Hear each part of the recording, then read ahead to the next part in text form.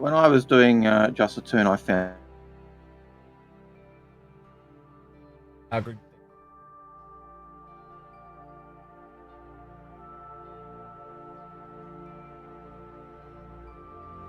YouTube's so much easier than Twitch. Yep. All right, Algared, we're live. Yeah. We're Oh, live now. Yeah. we're live. hello. You can't talk about your hairy legs anymore. No, I'm just kidding. What hairy legs? All right, I'm gonna cut it straight into the game, like just straight Yep. off the bat. Yeah, there we go. We're back in game. How is everyone? I hope everyone's themselves. There's probably like 0 viewers right now. That's right. I've actually got It's always a joy, isn't it?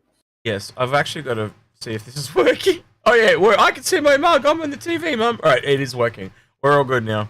You're on TV. All right. Mom. Hi, Mum. All right. Hi, Mum.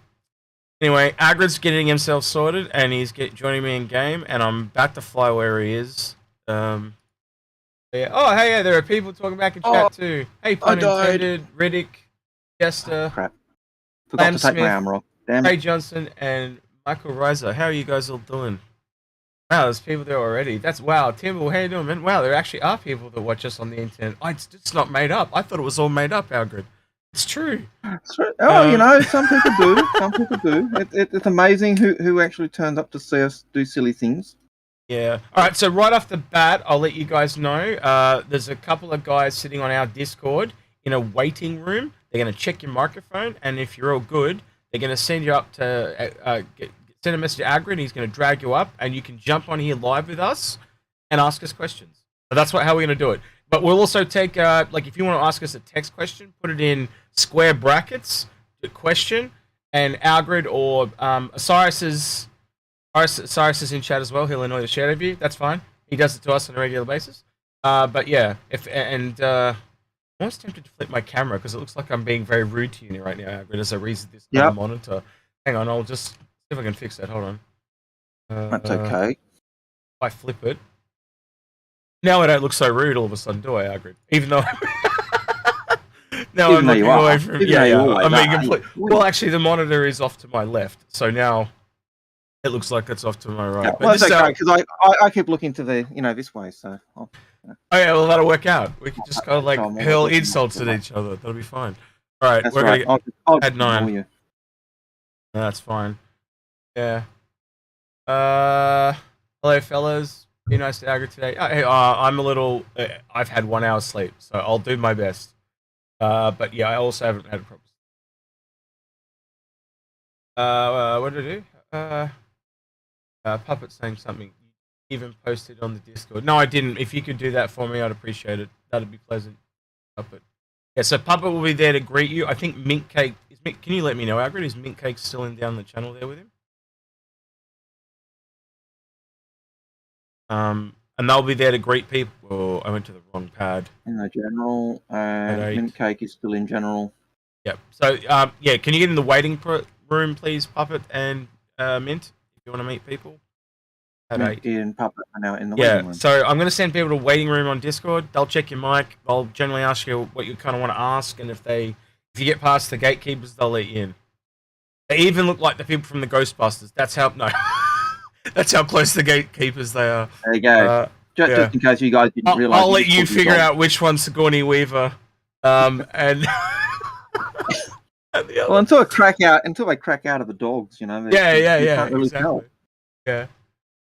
Oh, we're good, thank you. Thank you for the question, Dill. I'm good. I'm sleep deprived, but going well. We've wanted to do this for ages, have we not, Algared? We've talked about this for probably close to 2 years, trying to do live stuff, but it's only really been available recently. Done this. Yeah, right. Exactly. Because I got the computer upgrade and stuff like that, and there's been a whole lot of things that have had to come together. So yeah, we're gonna get the other Inforunners on too. We'll drag them in, and we'd like to try and see if we can make this a regular thing on US Mondays. It's Australian Tuesday, but we want to see if this will make it a regular thing and get a few of the other guys on. Yeah. I think the other thing we talked about doing Area 2 was like hosting the others when they are streaming and stuff. We know Space streams, Paul's streams. It's just a way to kind of like, put everyone out there. Because, But there's a question. Can you read that question for me, Algared? I'll let you read the question. I'm Okay. right. Where Can you was see that the question? coming in? No. The question is from Dutch. Dutch. Want me to read it, or can you find it? Yeah, It's in, because it's in. I can't see the in-game. Oh, hang on. Okay, I thought you'd have. So Algared has this huge ass monitor that's like 3 Yep. times the longer monitor, and he can't see diddly shit. I find that hilarious. But Well, anyway, that's because the game is taking up the whole thing at the Yeah. moment, and you know what that's called, Algared? That's called small excuses, screen. Algared. It is absolute excuses all the time. I'm a master of excuses. I hear from some students every day. Yeah, all right. Dutch Much says, what's your guys' take on the latest SC drama around the roadmap? Well, he hasn't seen the episode that came out 5 hours ago or 4 hours ago. That's right. Me and Paul did, but Algared, maybe you can give your opinion since you were very busy that day. I have been buried in the depths of school preparation and the crap that goes along with COVID and the need for hybrid learning in an environment where students have COVID and have to be isolated from the school community, yet the school community is still running and functioning normally. And so I'm out of the loop. So I don't really know. I understand that the roadmap is from what I heard in the grapevine, and not first hand, is like second, third, fourth hand. Yep. That they're kind of not really doing the roadmap anymore. And there's a great hullabaloo about, well, there's no roadmap. And that's about all I've heard. And I think it kind of sucks because it's kind of that key thing. If that's the case, it's kind of that key thing that CIG have said, hey, we're up front and showing you what we're doing. And yet, in another sense, it almost says to me, we are that close to Squadron 42, but they're saying, what's the point? So I don't know. So, Algared, I've just shared with you via Discord my OBS screen. I don't know if is it showing you the text window up the top or not? Or are you just seeing the video? You just showed me how do you envisage the law of reclaimer? Can you see all that? Can you read all the text? That's why I shared it with you, so you might be able to see the questions via my screen. On Discord? Yeah. Yep, I could see that on Discord. Right, so cool. Now you can read the questions like me. Oliver Braun, do you want to read his question? Or did you answer the stuff on the drama or not? Or did you short? So Dutch Much asked, what's your take on the latest SC drama around the roadmap? Yep. Or did you miss it all because you've been so busy? I've missed pretty much 90% of it because I've been busy. I've heard rumors. He'll watch there, and he'll watch the video and get back to you. Yep. My take is in that video that came out 3 hours ago. I went into it quite in depth with Paul. So, yeah. All right. So Oliver Braun, do you want to read his questions, Algared? The only question I've got coming up is one from Puppet Master at the moment, which has been passed on, I think, which is the claw. Yeah. So I'll just reiterate then why Algared's trying to find the question is if you want to ask a question via voice, jump into our Discord and jump into the waiting room, and Puppet Master and Mint Cakes are in there, and they'll check your microphone and then send you forward to us. So, have you found the question, Algared, by Oliver Braun or not? No, because I'm old. Okay, alright then. Question. How do you envision the claw of the Reclaimer would work, as it needs physical interaction with erect parts? It's hard to imagine because right now we only have a laser-based interaction. I'll tell you right now, a real simple way would make it so it docks. Just like the Merlin or whatever, but in reverse, wouldn't it? And you pull it into place with the tractor beams. There's the tractor beams. So that question was one that Puppet Master had passed on, and I could see that one. My take on that is, like you said, use it like a docking mechanism. They found the way they developed the docking mechanism for the P-52. Answered a lot of questions. Answered refueling. Answered docking to stations. Docking to stations actually answered the P-52 question. Answered the refueling. I think it'll be the same for how the claw works in terms of grabbing a thing before it crunches it up. All right. Yeah. So the next one's a little bit based around the drama. Dell asks, do you think limiting the roadmap and limiting the specifications, I am not awake, of chips being announced is being done out of fear of backlash? I just think they're sick of trying to explain to people that that is their best laid plan, and people see it as a traditional roadmap is pretty solid and laid down. Theirs is more of a like what they're intending to do. Yeah. And because of that, that's why they're getting. You got to understand it from their perspective. It's kind of annoying. They keep telling us that it's They like, keep this saying is this is our best intentions. Yeah. And then failing to deliver, and everyone goes psychopathic. So they're just so they over say, it. Yeah, they say this is what we plan we're going to try and do. Now, lots of other things are going to come in on top of that and muck it up, whether it be COVID, whether it be we thought this would take 2 weeks and then ended up taking 4, whatever it is. And they tell us that every day. It's even in their caveat for their roadmap. Can you read what Osiris said there real quick? Because I think it's relevant to what we're saying. So just Osiris is around, but we asked him to join us, but he apparently is doing daddy duty. So just read what he said there. Can you see what he said? Where did he type it? He typed it in the. So if you go into YouTube, Algared, you can actually open the chat and see and like mute the video but read the chat. Did you know you could do that? Okay, so I said might listen. No, not that one. So go into YouTube, Algared. Open our YouTube, and you'll see that we're live, teaching Algared how to use the internet. Isn't this fun? Go into our YouTube channel, and you can find this stream, mute the stream, or pause it from playing, so you're not getting sent. You're only being sent the chat, and then you'll just be able to read the chat. And that way, you don't have to look at my stupid video, and I can actually turn it off and save some bandwidth. Let me know when you found it. Osiris says, I feel like the changes don't modify our understanding of the development process, but the progress tracker as currently implemented is only superficially transparent. Would be great if expanded. Yeah, I can see that. But I also think the other thing is they actually aren't turning off the planning phase. It's just the release view. So basically, if you want to find stuff, you've now got to go right down through it to find it. And it's not as if I understand correctly, it's not as if they're getting rid of the giving the information. So we've still got the monthly reviews, and those monthly reviews are pretty detailed. Like if you've never read them, you almost have to sit there and take an hour or two to just go through and actually analyze and digest what they're saying, because they are deep. They are deep. Paul pretty much said the same thing you're saying.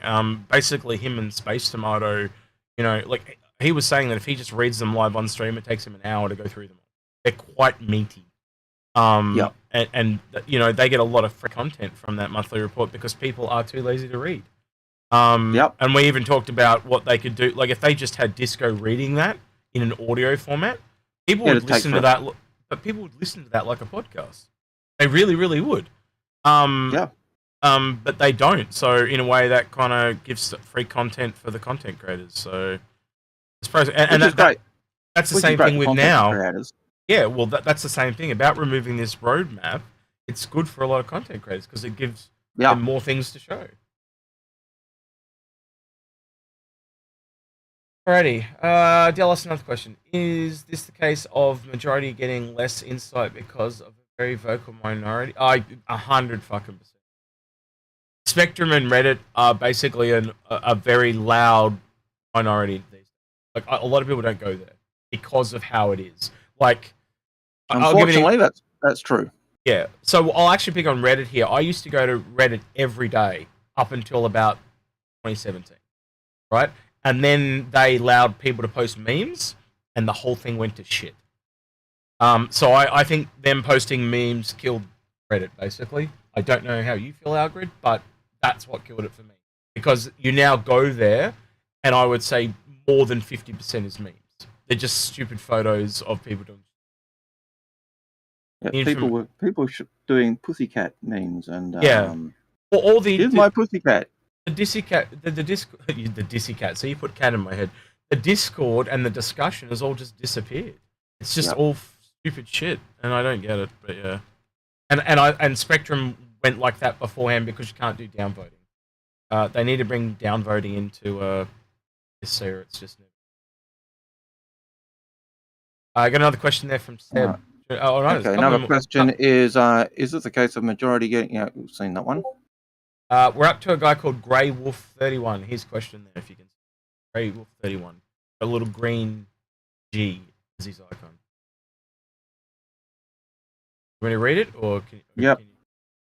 Grey Wolf 31 asks, I really believe Chris Roberts has ruined the game and made it better. That's so it's conflicting. How do you say, mate? Has ruined the game and made it better. I don't get that. It's taking way too long. I feel we're being milked at this point. Your opinions? Yeah, it definitely took longer than it should have. But Algared and I will tell you, and Paul will tell you as well, and a lot of the others will tell you, development really took longer when they got the pupil of the planet shit working. Right? Yep. That's why there's this whole thing, oh, you'll have the game by the end of 2017. Right? Because they were ready to release it, but it was a much simpler form. And you got to remember, on Kickstarter, they only wanted $21,000, and that it reset there as well. Because they were going to have a much simpler game. They expanded it because they got a lot more money. Then the Frankfurt guys came in and they gave them Pupil Planet, and it expanded again. So it's not a reset of a development, but a lot of things changed in 2017. We're getting a better game because of it, though, right? Well, I think the original plan was basically just to do Squadron 42, and the PU was almost an extension of that down the track. The backers and their support, when they said, hey, you want to keep supporting, we'll expand the progress. That changed the scope. When they inherited the Cry Engineers and let them go to town and they developed their... Sorry, I just read a question that's quite funny. And they developed their things like the Pupil to Planet. Or, hey, Chris, we can go everywhere on the planet. That changed the total scope of the game. Yeah, and they always talked about doing that, didn't they? Yeah. But they were like, we can do that now? So they just, they pivoted, you know? I remember Chris saying at the time, this is something I thought we'd be able to do 2 or 3 years down the track. Yeah. And the guys are doing it now, and it was like, oh. Yeah. Like, so it's going to, whereabouts are you? I you're 110 meters away. What are we going to do today? We still haven't worked out what, maybe we should ask chat what we should do today then. I'm going to read this question. This is from Couch Tater Gamer, and made me laugh. He goes, question, while I enjoy all the current statuses and gameplay, what is your favourite cooking in my Schwalling corner? We don't do cookies. We're Australians, so we do biscuits, don't we, Algared? I would have to go the Australian classic, the Tim Tam. I don't know about you. Absolute Tim Tam. Just to rub it in everyone else's faces that don't have Tim Tams. If you're not eating Tim Tams, you're not eating biscuits. Yeah. All right, where's the old man? Let's get him out of the hospital. Yeah, the old man's in hospital because, he was... Right. Algared, you can't even walk straight. How drunk are you today, sir? What's going on? I must be very drunk. It's the view of the camera is weird because I've shut my screen. Oh, yeah. So it's like a quarter of my screen, not even half. So it's weird, and it's half the screen, so... It's only 7 8. It's 5 p.m. in somewhere in the world, Algared, isn't it? Yeah, you've had a bit of the stuff in your morning coffee, I bet. Let's go. I've heard of all your excuses before. Run out of coffee. Yeah. All right, we're up to call it old man syndrome. I'm All right, Seb Ashton asks, for a person who hasn't played the game yet, do you recommend that a person should get into the game now, later, or after server meshing? That depends on your temperament. If you want to go through the development process and learn how games are made, yeah. If you kind of like flight sims, there is a fair bit to play in this right now, and it is kind of cool to see the progress of it. But if you're one of those guys that hate bugs, stay away. Algared, your thoughts on that? If you hate bugs, absolutely. Look, I enjoy the game. I enjoy getting in when I can and playing. Talk and walk, old man. Talk and walk. Come and spawn a ship. I'm which ship you're going to you're gonna pick a bloody ship that's on a platform. If I don't have a helmet on, I'll walk out. Well, I was going to let you pick the ship, and I know you'll probably pick the 890 jump, but that's fine. You're flying. All right, I'll pick an 890 jump because it pisses you off. It won't piss me off at all, but okay, sure. There's this misconception that I hate Origin ships. I don't hate them. I just want them to be better. I actually think the 890 jump is probably the best of the Origin ships. I don't know. That said on 600, that 600i rework with the bed, that kind of brings it up a bit. With a rework. If they do it the way we expect, or I think they'll do, it's going to be gorgeous and it'll be beautiful. But at the moment, it sucks. All right, Algared, he's made a group. Puppet Master's made a group chat, and he's chucking all the questions in there. So if you just want to read the questions from the group chat that Puppet's sending you, that might make it a little easier. Yep. Yeah.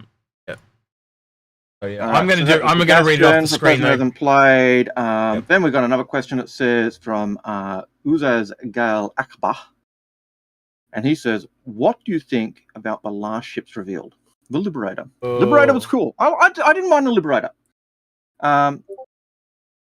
It didn't As make it didn't. As Badges calls it, the shipping ship.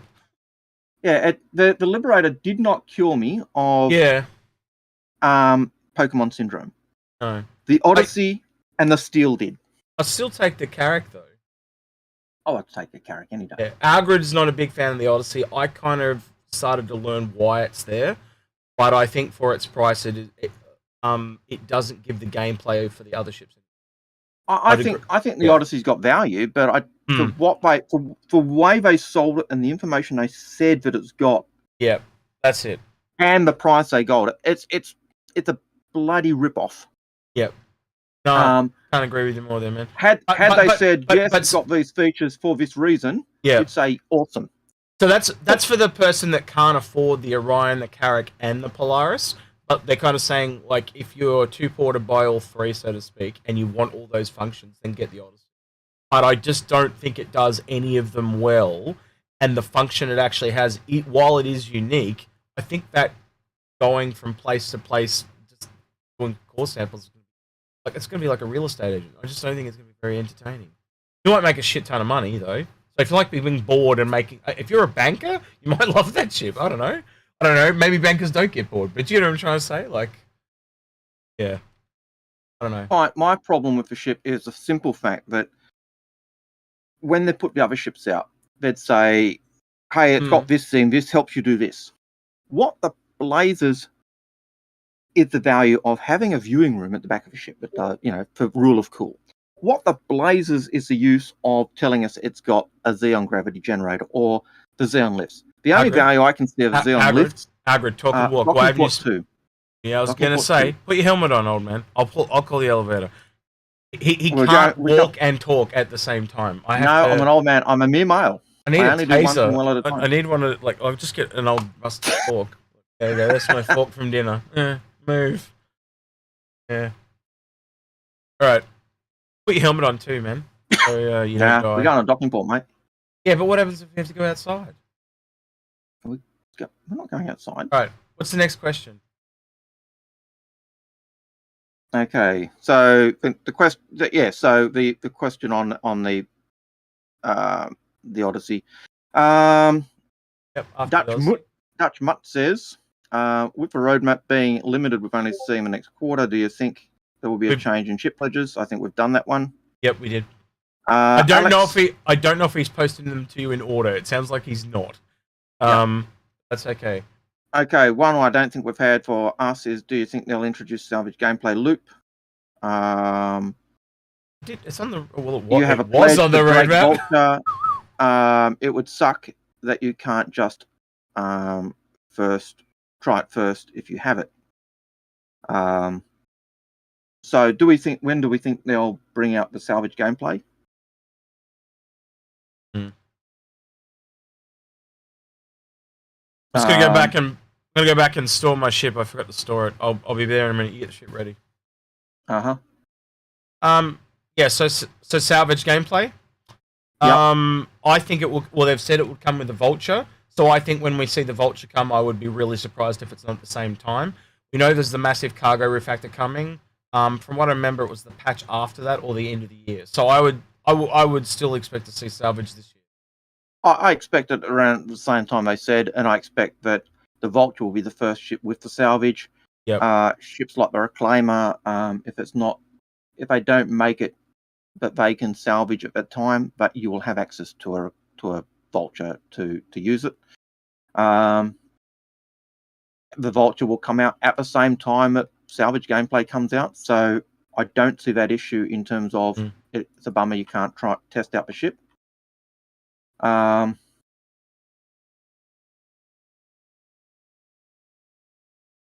So I think there's a follow-up question there from Tycon.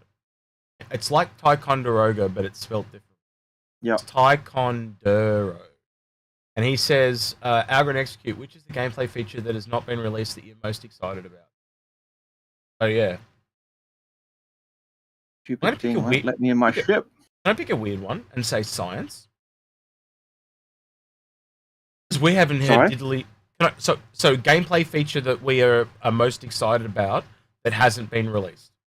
And I said I'm going to pick a weird one and say science. Because we really haven't heard anything about science, have we? I think I'd love to hear about science. Yeah. Oh look! Someone left this 890 jump for me to steal. I can't get through the bloody door. Why not? I'm through the door. Oh, because you don't have the helmet on. What? No. Well, I'm having helmet trouble, but B, I can't actually get the door to open. I'm going to try and change I can't open. Are we in a party? Oh, actually, yeah, we are in a party. I can't open it either. Look at this quality Origin construction right here. Can't even get in. That's a security issue. It's an Origin issue. Let's be honest. Oh no, it's that's a little bit bigger. I'm getting a slightly blue huzz, but yeah, you're right. It won't let me click it to open it.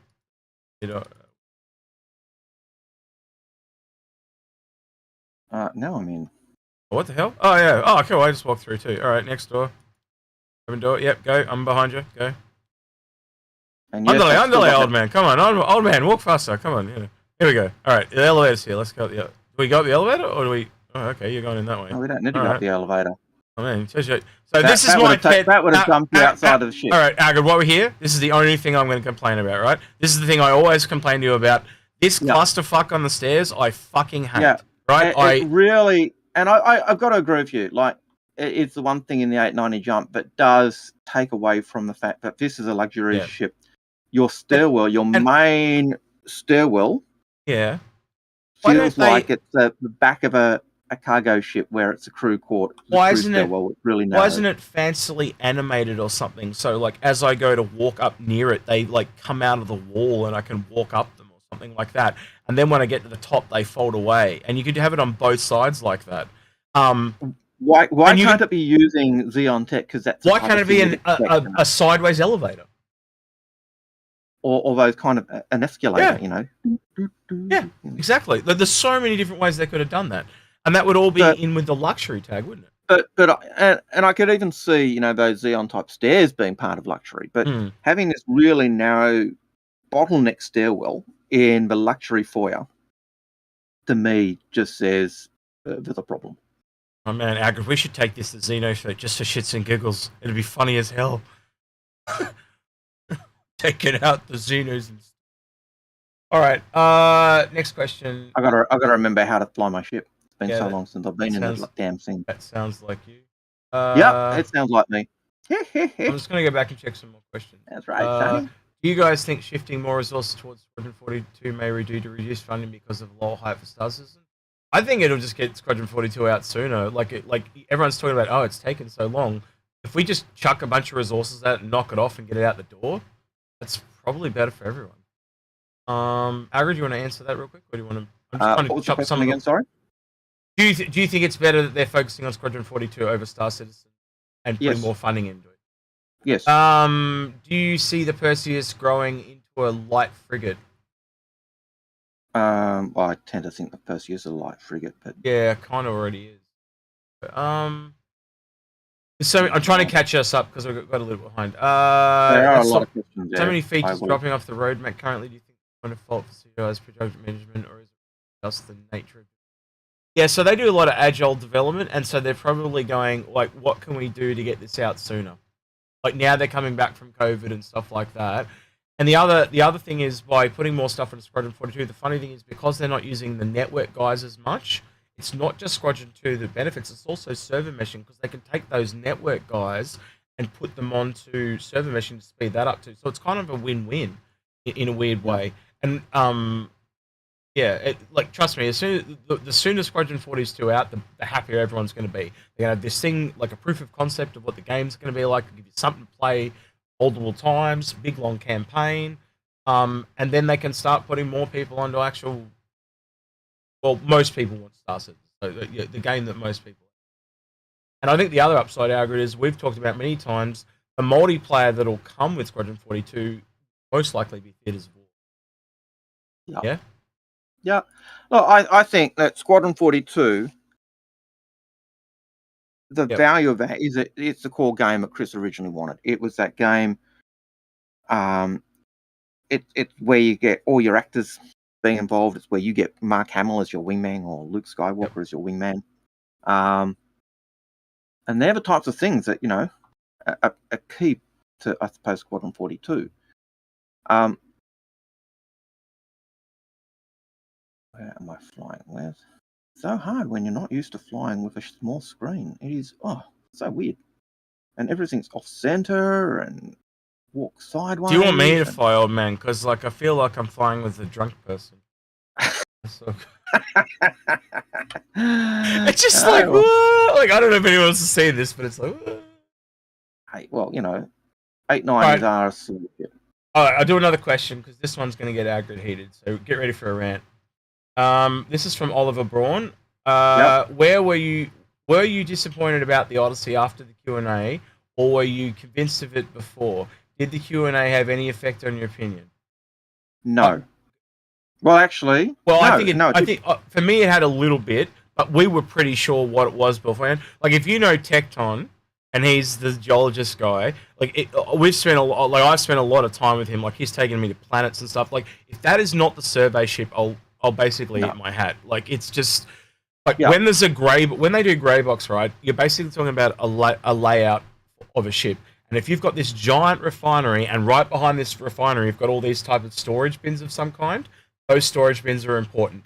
No other ship has that near a refinery. It makes no sense. Unless it's some kind of storage container for gathering and weighing and sorting the contents that is coming in, aka a sampler. And that is part of what frustrates me with the sales pitch.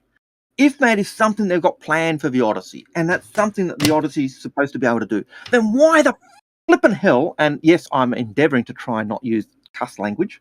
Why the hell didn't they bloody well tell us? Yeah, I think it's marketing. Well, that's the thing we came back to, didn't we? We thought, well, most people are explorers, so let's market it as an explorer. And it might be an explorer, as we said, this is for we viewed this the Odyssey was a survey ship for exploring planets and being able to exploit the minerals that were on the planet, as opposed to the carrot which goes in first and does the initial surveys and says, hey, these things are good, but. No, don't get that. We get, it's got a Xeon gravity generator. Who cares what the gravity generator can do? What advantage is a Xeon gravity generator to any ship? Does it mean it uses less power? Does it mean it works all the time?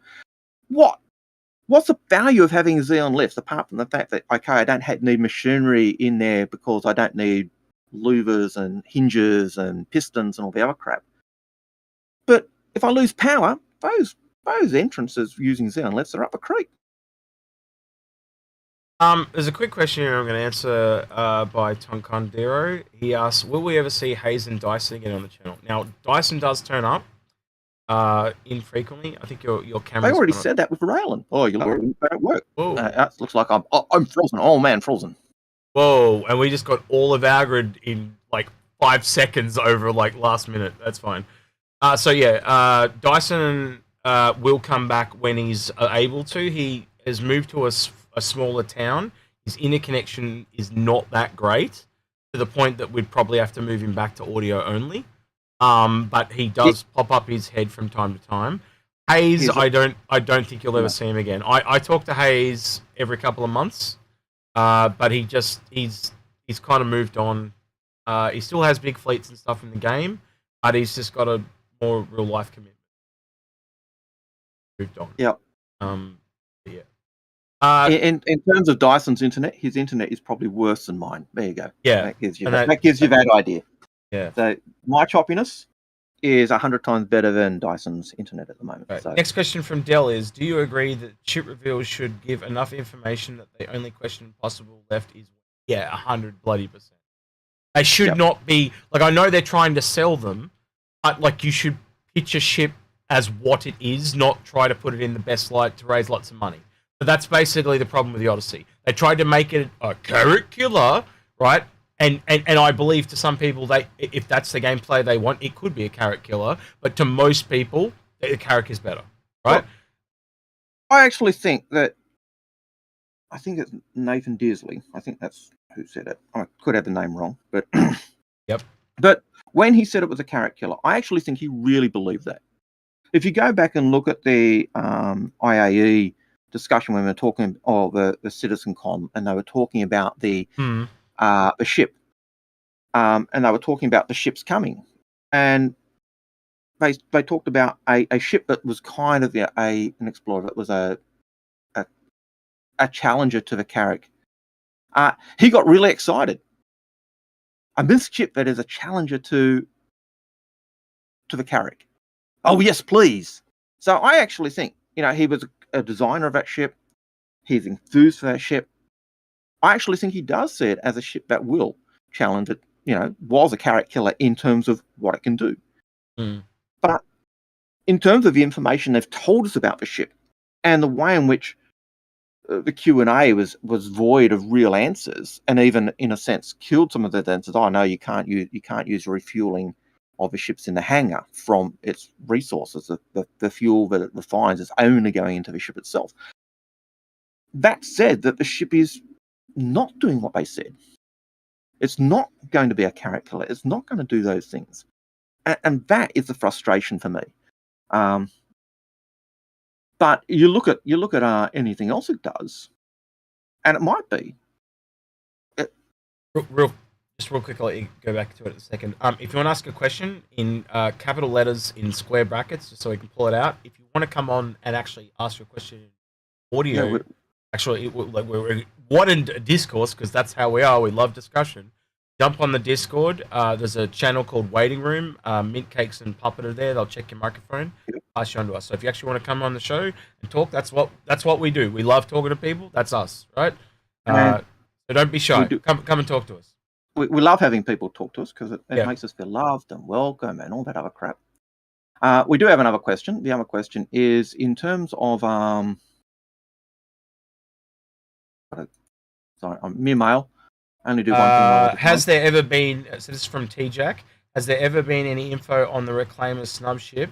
It's said to have details, visuals, anything. Yeah, oh, dude, I would love that information, T-Jack. Me and Algared have speculated to no end on the cutter.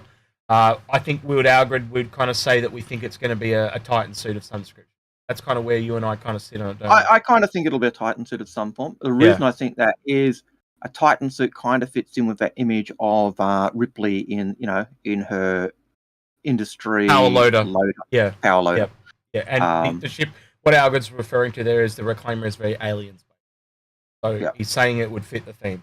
And so if you can think of a power, because if you actually go back and the one that we found recently was when we were doing that ship scrutiny on the Caterpillar. They mentioned exosuits a shit ton in that video. So if you go look at the Caterpillar videos from 2016 and 2017, they mention like exosuits, and they actually talk about the different types of exosuits, and there's like 6 different ones they talk about. They talk about utility ones. So Titan suits are not just going to be combat suits; they're going to be utility suits. And the first thing we thought of was, oh, that's the cutter. Like a suit that you could walk inside a ship on, cut components out. So like a giant welding torch and a claw that picks. Or even just a tractor beam arm, so it can pick up the components and walk it back, and maybe EVA back to the cargo bay of the Reclaimer. That'll totally be it. Well, I'm hoping it's a Titan suit. I don't know about you, and that's probably why we haven't heard about it yet, Algared. Yeah, I could see that. Yeah, I could see that being the case. Right, so why Algared's driving. I'm kind of driving. We did get a question. How excited are you about the BMM? Very. Yeah. So we both own it, and we have been touting that ship among others for years. Yep. Look, when I first heard it had grown in size, I always looked at it and saw it as being basically a Banu frigate. Can you actually dock this with the station? No, we can't dock to the Jericho. That'd be sick, though. We can't dock to Jericho. I wish we could. Yeah, it would be awesome. Really cool. It really would be cool. The other thing that I'll say real quick is notice how Jericho Station, if you actually go to some, I think there's one at New Babbage, they have 3 of these. So this is 2 of them joined together like that, but they have like a triangle one underneath. So these are capital ship docks. This is be akin to the shipyards. So wherever you find these, I think this is where you'll be able to, like, say, the Kraken, you'd be able to turn it into a privateer. In this type of on a station that has. That's what I'm. Next question that I've got here, Algared, is from Sebastian. Yep. Who asks, why are so many people obsessed with space toilets? Why is Hey, dude, people got to poop, dude. Why are people obsessed with space toilets? Because they got so many bloody ships. Yeah. I don't know. I'm not into poop humor, but I think it's quite obvious. I can't answer that question. Don't really know. My guess is people have lots of ships. They want to be able to do stuff. A spaceport gives you the ability to do that. I don't quite understand this next. It's Arthur Rubo CO asks, when physical damage? I'd probably say when armor comes. Well, maybe. When armor comes in, would be my guess. I can be honest. I honestly do not understand why we don't have armor already, quite frankly. Like that, It kind of baffles me. I don't quite understand them. Like, maybe armor's not required in Squadron 42. Like, maybe they're faking it. So that's the only thing I can kind of think of. Mate, I don't know. I don't know why we don't have it. It's a mystery to me. It seems we've got this issue with balancing of ships, where they say when armor comes in, it's going to change everything, and yet we're still trying to balance ships. And so, how can we balance ships if we don't have that key component or key aspect in? And that means, how can we balance our fighters, or how can we balance? Nothing in the game at the moment is balanced the way it's going to be because armor's not in. So to me, it sounds weird. So what do we want to do? We're going to do this to be out hunting in a 890 jump. I'm just grabbing a quest and I'm sharing it with you now in game. And don't forget to pick up Call to Arms. And how do I do that? Let's see that. And make sure you're tracking it. We're heading to. Looks like we're heading back to Microtech, or to Microtech, rather. So you can drive us off to Microtech. Next question is by Joe R. Joa. That's it. Joa asks, only question that really answers how invested people feel about development is how many would get a refund now. Yeah, that kind of does, because if you're invested, you'll stay. If you're pissed off, you'll leave. Yeah, I agree with that. I also think it's how many ships you own, though. Because, like, Algared, would you go get a refund? Like, ever at this point? Would I ever get a refund? If I offered to give me everything back, I'd be tempted, only because I've got so much invested. But do I want Algared, I can see the name on the side of your ship. Can you guys see that on stream? Can anyone see what Algared's called his ship? And I reckon only an Aussie would be able to tell you what that reference is. The gun? Yeah, no, don't give it away. Let them Google it. They can find it themselves. Yeah, I'm not giving it away. I'm just saying what the name is. The gun. Yeah. That's good. Interesting. It's going to be my first choice. Next question. So we got to go back to MLC1, is that right? Yeah. No, we're going to go to just a Microtech. Microtech, okay. Lucky Charm asks, how many people are excited for the BMM? Oh, we already asked that one. A lot of people are. Okay, well, I'll ask the pink elephant question, or the big elephant question in the room. Do you think it's going to surpass this ship? We've got Xenos threat starting, apparently. Oh, really? Yeah, Dulo just popped up. All right, but apparently it's a bit bugged. Everyone's saying it's bugged. We're in the area, so you know. Yeah, it's there. We'll grab it. I've grabbed it. My thought is that just got to answer the question, Algared. I just asked you a loaded question. Do you think the Banner Merchantman is going to surpass this ship? Most likely. Oh crap. Yeah, I think everyone would kind of agree. You agree or disagree with me on this, Algared? I think everyone agreed as ships go forward in the ship pipeline gets more and more refined, we're just getting better ships. You've only got to look back at things like the Retaliator, the first ship that came along that's now getting another pass, the Starfarer. Like, what a clusterfuck they were compared to the ships. And if you even look at let's just narrow that lower, Algared, look at Origin alone. Every time they've gone forward, like the 400i, I think is the first one they got right. If you disagree with me, say so. Like it's got more luxury, yeah. They hit that luxury thing on the head with the 400i. I think they did do that fairly well. If you look at but if you compare the 890 jump to the to the Banu Merchantman, even on paper, the Banu Merchantman has bigger guns.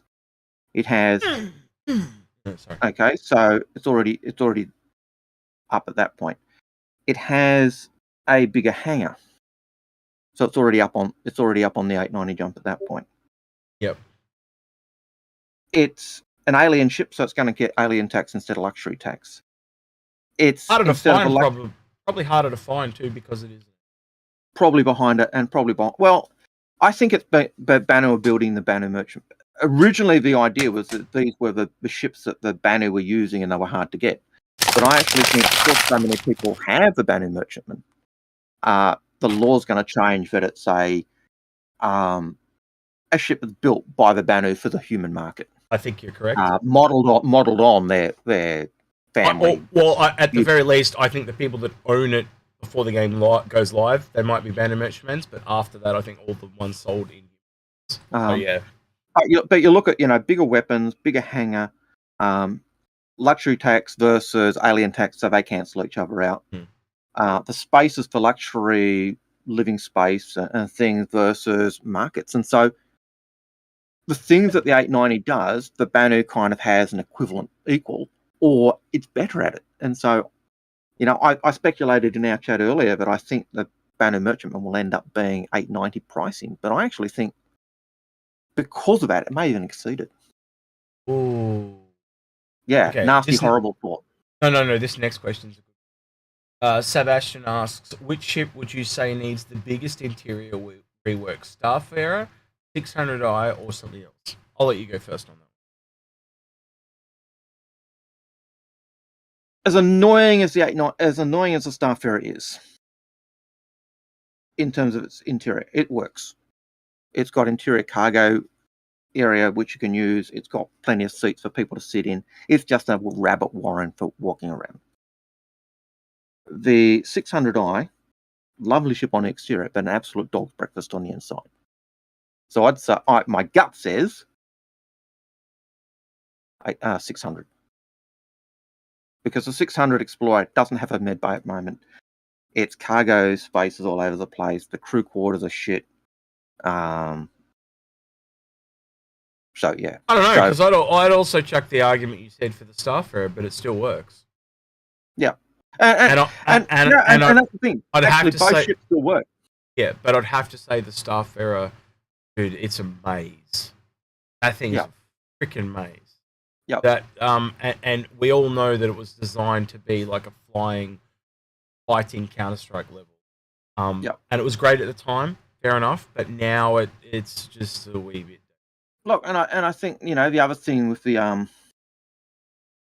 I can see what they mean about the Xenos for it being a bit of a dog's breakfast.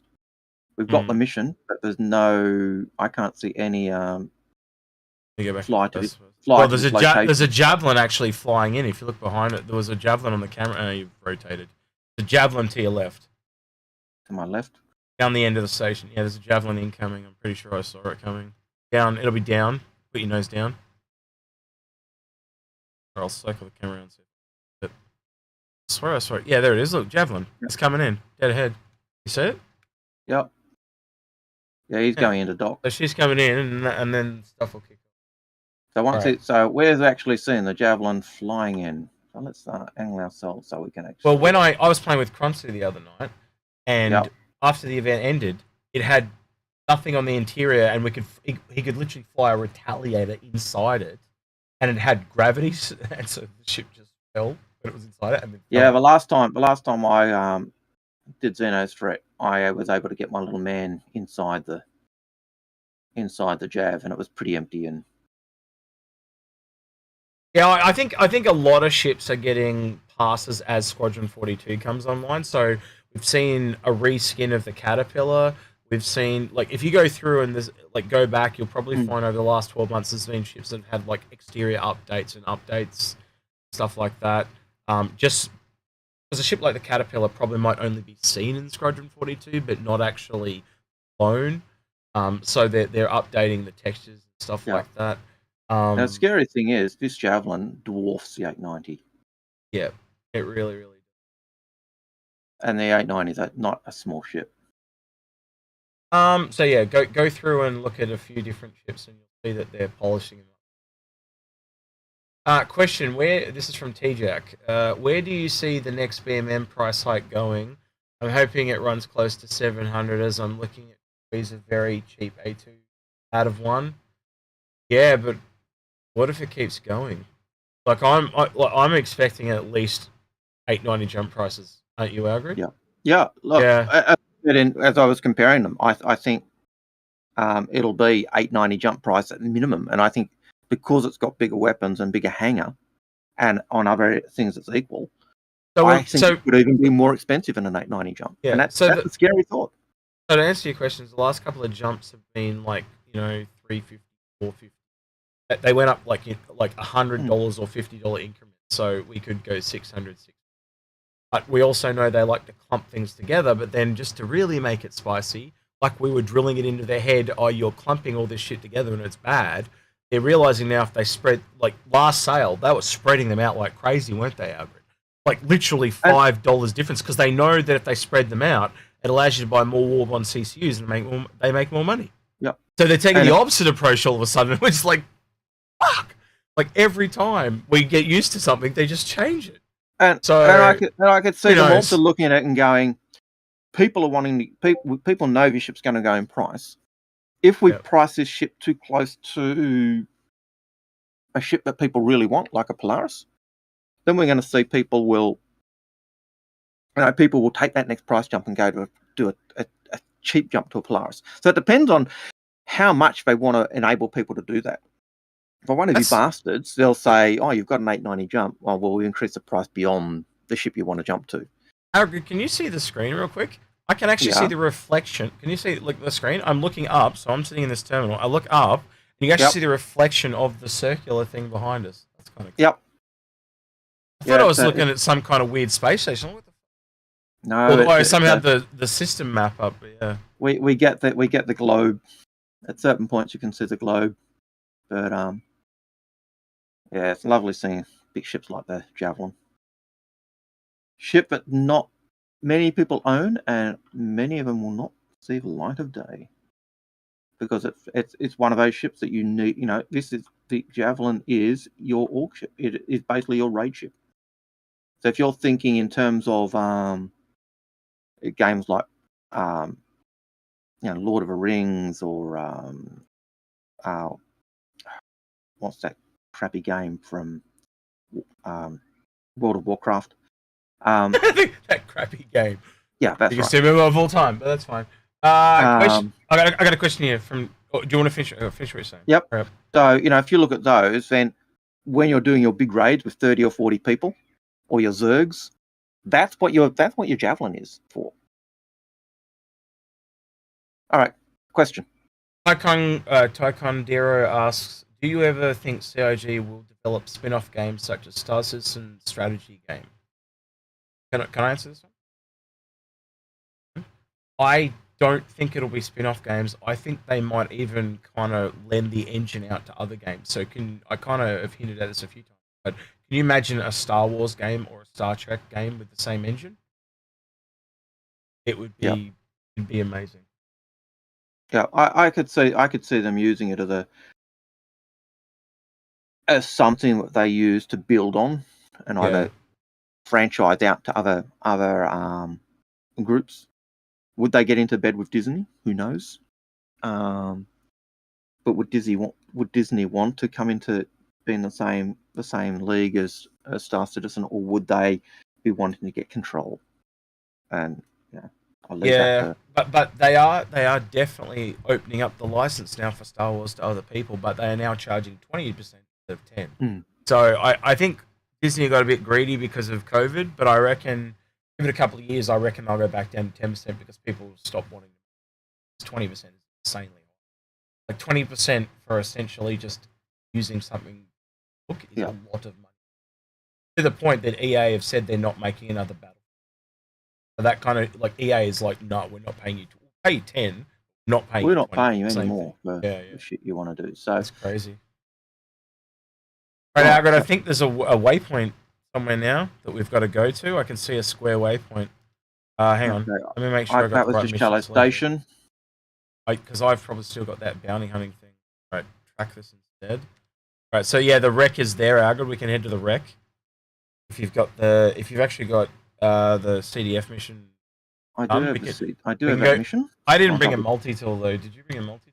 I didn't bring a multi-tool. Probably not, because we'll just shoot. I even forgot to change my uniform when I killed myself to go up to the station. So I don't even bother change. I just leave it. Try that much and see. So I well and truly screwed up. Jerry Brissett asked, question, do you think the Perseus will be able to Endeavour module? No. Clearly on... There's no tractor beam on a Perseus. Which ship, sorry? He wanted to know if you could use the Perseus to Endeavour module. I think that would be squarely in the domain of the or multiple.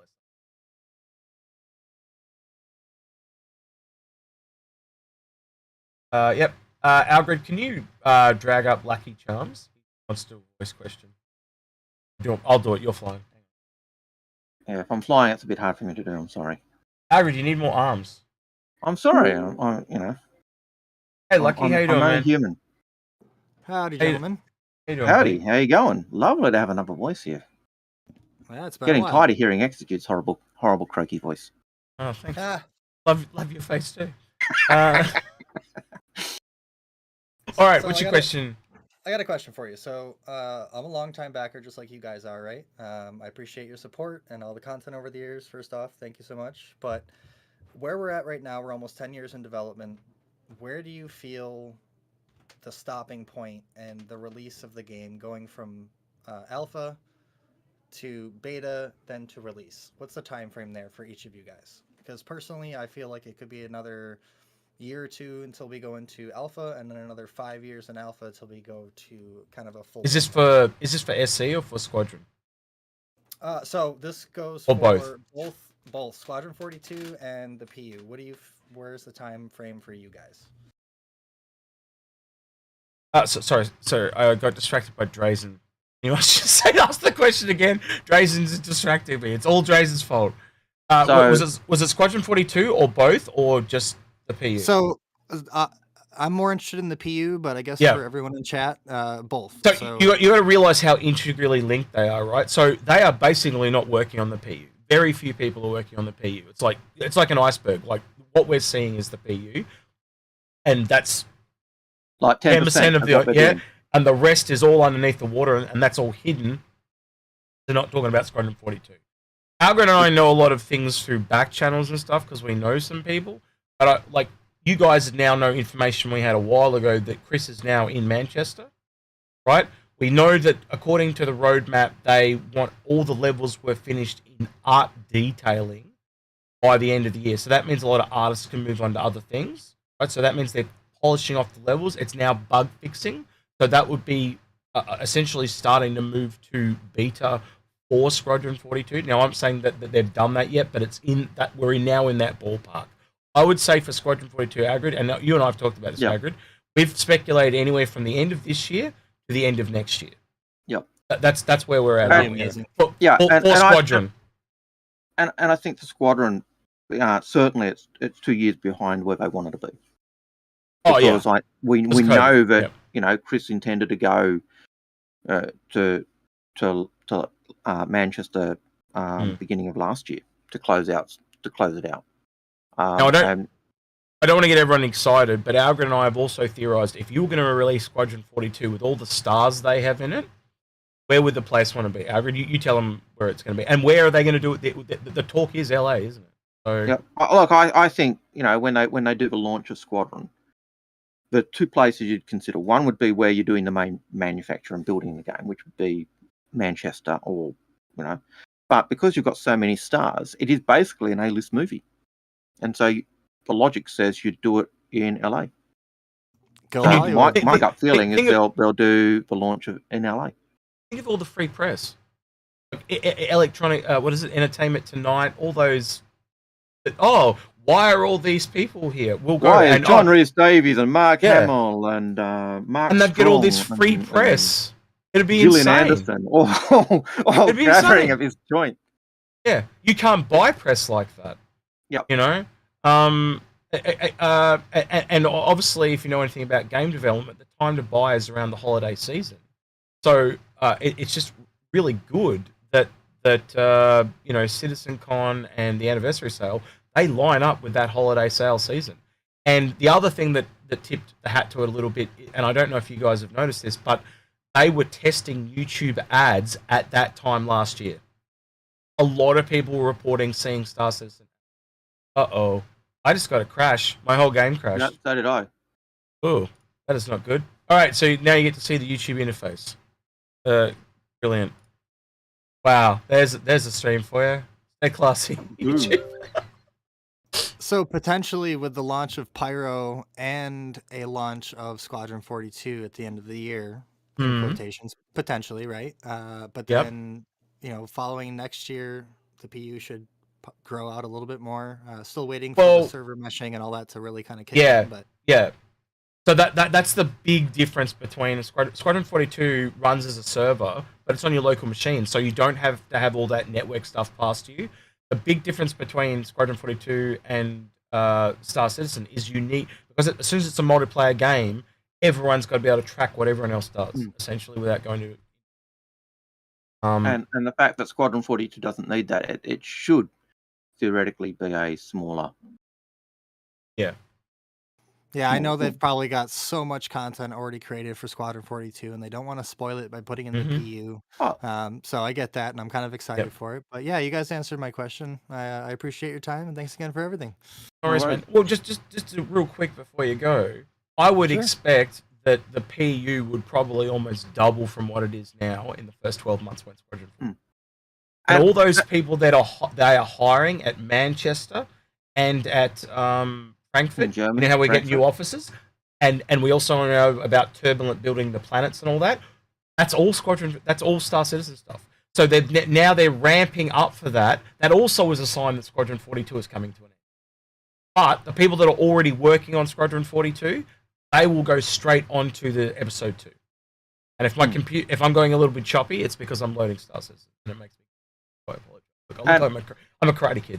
And we also know that the system that Squadron 42 takes place in is actually built. So there are actually 2 systems that are already finished.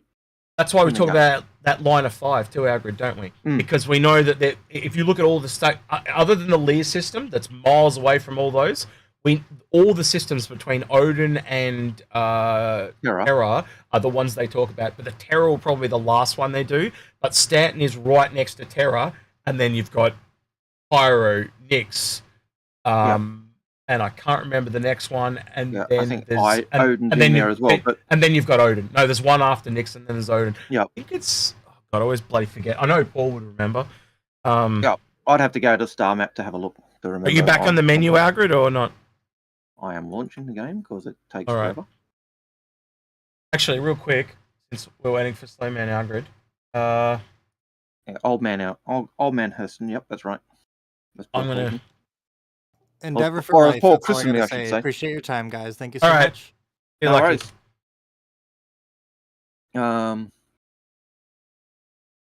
only the truth says the community is getting tired of his shit, but they do love Inforunners. So I thought that was worth commenting on. I saw Drazen in chat, so I just dragged him in. How you doing, Drazen? Hey, Drazen. Hey, what's up, man? What are you doing?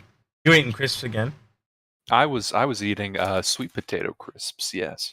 Oh, yeah, Potato sure. crisps. Don't pretend to be healthy while I'm here. Oh man. Do you want to tell people who you are? Because people might not know who you are. Yeah, sure. Yeah, I'm the only man here right now that dresses better than Algared on most days. And I have a full head of hair, so that's about my only claim to fame now. Well, there you go. That's proof that you're not favoured by God.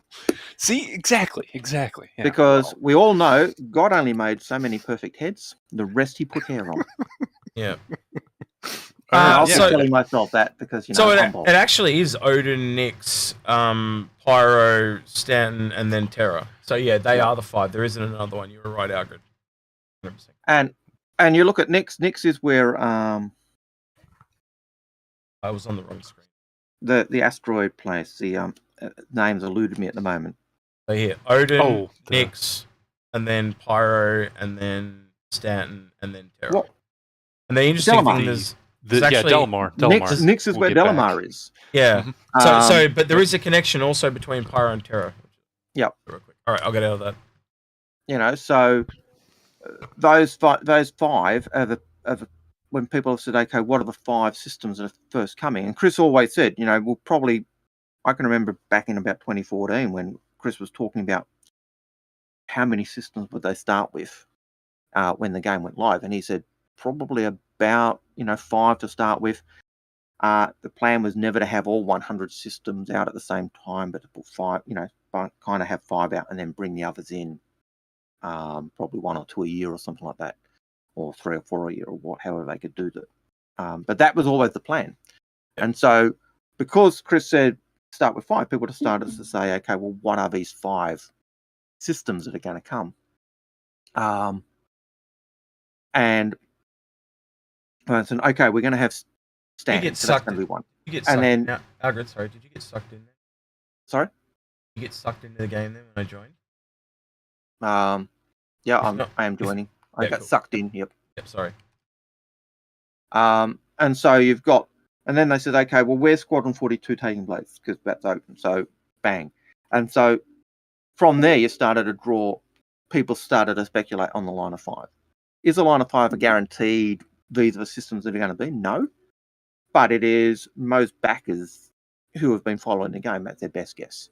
Those 5 systems will be the ones. And you've got Nyx that's got Delamar in it and pretty empty. You've got Pyro, which has got Ruin Station and where the Xeno threat are coming from. And so, and we know Pyro is going to be the next system, but we do have access to. So that's kind of 2 systems locked in at that line of 5.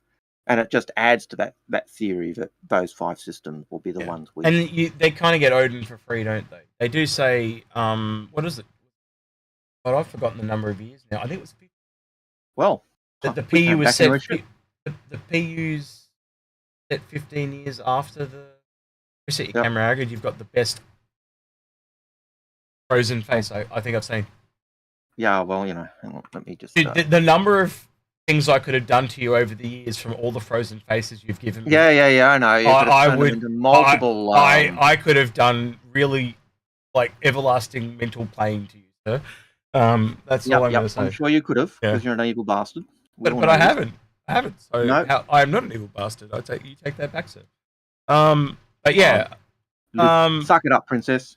Yeah, You ought to exactly. get over it. Yeah. So whereabouts are you, Execute? I'm back at. I believe I'm back at. I think I'm way back at where I was. I think I'm at. Oh shit! I'm at Hurston. I'll come to you. I am still on the 890 jump.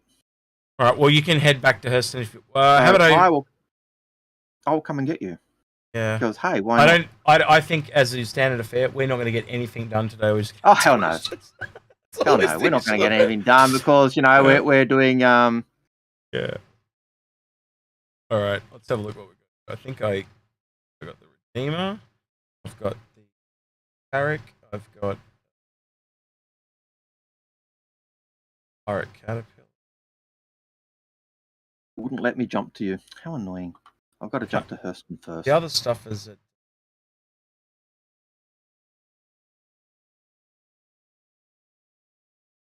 I don't know. What do you guys want to see? In chat. I'll play it out. Algared, you start your way back here anyway. I'm gonna go on to the next question. Yeah, I'll just start flying back nice and leisurely like. All right. Oh, here we go. So this comes from Mark Reese, or Riser, sorry. I'm terrible with names. Sorry if I butcher them. Question: did you guys hear anything about the remake or rework of the Starfarer interior? We did talk about that a little bit, but we don't know anything more than anyone else, man. And anyone that tells you the country is lying out the butt. So what was that question? Do we know anything about the Starfarer rework? Only what CIG told us, that they want to do a Starfarer rework. My gut, and this is total speculation and comes from nowhere official. Is my gut is that when they do the rework, they'll be also putting in the refineries, and my gut says that those refineries will actually take up a lot of that interior cargo space that we've got currently on the Starfarer. You do know the refineries You know the refineries actually are on the exterior and they actually hang back. They're the first set of pods. You know that? They don't go inside the ship. No, they're on the exterior. I didn't know that at all. So there you go. So you feel like, I can do that while I'm on stream then. I'll just show you. Teaching Algared moment. Here we go. I was just basing that on what the refineries look like in the Odyssey. But I do know that when you know how rare it is I get to show Algared up and how wrong he is. So I'm taking every opportunity I fucking get. Hang on 4. Alright. No, but here, teaching moment. I did say it was total speculation. No, that's all right. So what I'll think they'll do with it, Algared, is I think they'll just demaze the thing. Yep. You know, they'll probably add in some ramps that go all the way up, or stairs that go all the way up, and just get rid of the claustrophobic thing. So these 6 pods at the back, you can actually tell they're different. So these six pods are all swappable out, as are the refineries. So you could put on more refiners if you wanted to. But see how they're different? And this even says RTO2, and this one says RTO5, as in refinery. So that's a refinery once. You can tell because it's got these big... and they do look different. Yeah. So these are the refinery ones, and they also connect up to the hoses and all that shit. The others do too, but differently. So yeah, you could put on more refineries and just have a complete refinery Starfarer if that's what you wanted to do, but you do need someone to store it.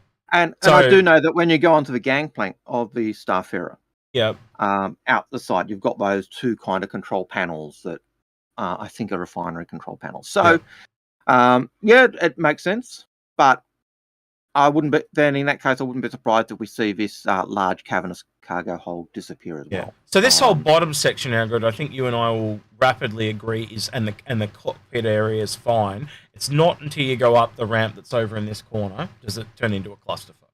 Yep. And the crawl spaces. Although those crawl spaces, I do think had a significant impact on the development of the MSR. No, I think that they had the inverse effect and they realized AI was not going to work in the Starfarer, so they got rid of crawl spaces. Just think of the Vanguard. No, the Vanguard was meant to have crawl spaces, and that's right. And they got rid of them because characters got caught up on the geometry, and that's why. But they looked at the Starfarer and says, "Oh, well, we don't. We've got crouch spaces in the Starfarer. We don't have crawl spaces. The crouch spaces work. Yeah. So let's put them in the MSR instead of doing crawl spaces. So you can see the refinery. These are the refinery ones. I don't know if these box things are a part of the refinery. They kind of look like they are. And then as you go down, you can see these are they just become pods, right? Yep. And we know from this thing here. We know from Inside Star System, this is becoming like where you drop your shit to put it into the Starfarer. I don't know what to call that. Your docking of your containers here.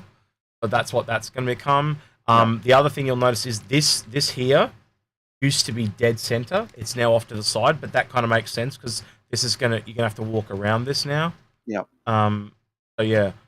The still interesting thing about the ship is a really good way to show off the inside to outside physics, because you can sit here and rotate and watch the light. And if anyone understands how the ships work with the physics grids, games don't do this. This is one of the tech that you can sit here and watch and fly space and show the difference between the grids. But to most people, it's so seamless it means nothing. But that is a tech that is impressive as shit if you know how it works. But I think I know. that kind of, what we've said there as we looked at the ship, that's about all we can say about the Starfarer's rework. Yeah. We we'll go up we here. can guess, we can Is make this- guesses, but It's just a clusterfuck. Look. Okay, so up until this point, everything all down there, all the cargo containers, all fine. As soon as you go up here, it just turns into a clusterfuck of corridors and doors, right? Mm. So now to get to the top, this just shows you how clusterfuck it is, right? You've got all these, like, corridors and shit that just go into random places, like trying to get they're the escape pods just in the middle of bloody nowhere. You got all these doors that go in past an engine. That's a dead end. You go in here and it goes around, and you got the anti-gravity generator. It's just a clusterfuck. Like, it's just, there's too many doors. It just doesn't make any sense. And to actually get upstairs, you must take a ladder or a lift, which is a nightmare. which is dumb, in my opinion. And then you got this really cool kitchen. So the top floor, once you get to the top floor, it's okay. It's that middle floor that's the problem. If they can The one where you fight get it, caught up on the ladder as well. things like the crawl spaces and stuff down here, they're all going to get chopped because they don't have crawl spaces anymore. Because they don't need the AI separate can't. screen. AI, it was too complicated for the AI because they had to make a crawling AI and all that shit, so they just chopped it. Yeah. But the top floor is totally fine. It's really that middle floor that needs to get refined. It's like, it's just it takes the ship to a god. I can't even remember where I got to go to get out now. How bad this is. I'm gonna wait. Okay, that's the end of the stream. I got stuck in the stuff. Execute got lost in the Starfarer trying to show people how to what it needed. Yep. And so as a result, we need to end the stream. One thing you will know is they have started to do more lighting. I have noticed. See these green lights? That might actually be outside load coming in though. But I'm noticing new lighting here that I haven't seen before. I don't want to speculate where that's coming from, but that was not there the last time I was in. So it looks like someone's has been doing. Someone's actually been doing nice things on the Starfarer. All right. Next question. I will grab one real quick. Oh god, there's a lot more. Uza Gail Akbar. Yeah, his name is to troll me. Questions is, what do you think about building your own base? In my mind, it looks like it's really hard to balance. Big odds could deny the access to lands and resources to small. Totally true. But that's a part of this game. Like, it is forcing you towards playing together. Yep. Orgs will be the end game. 100%. Yep.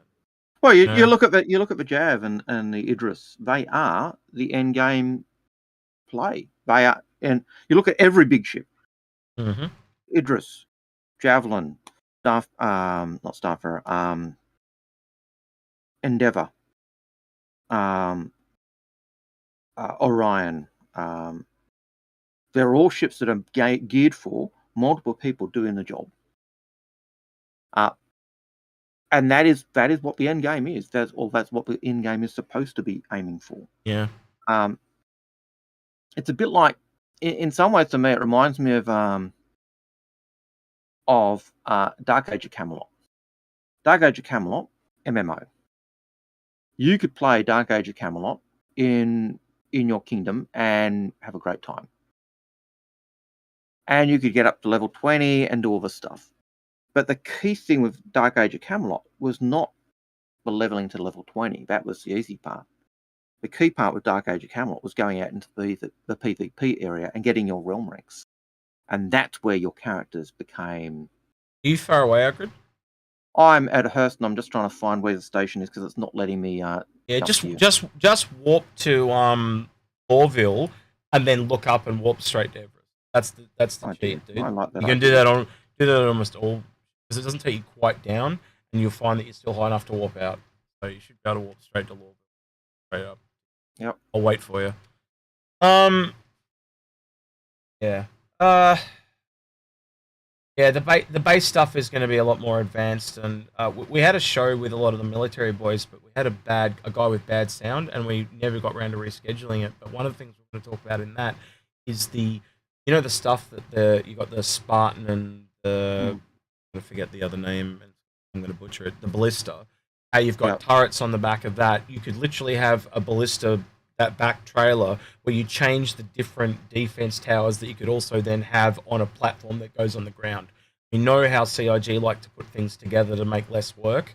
So imagine you could have a weapon platform that carries it around and deploys a trailer, and it could be self-sustaining, but it also could be tied to the ballista, or you can put it on the ground and connect it with a power generator, and it works as a base.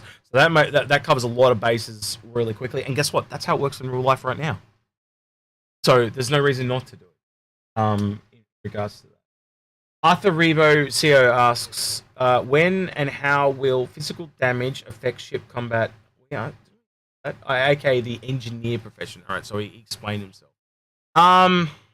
Jeez, that could be really far away, man.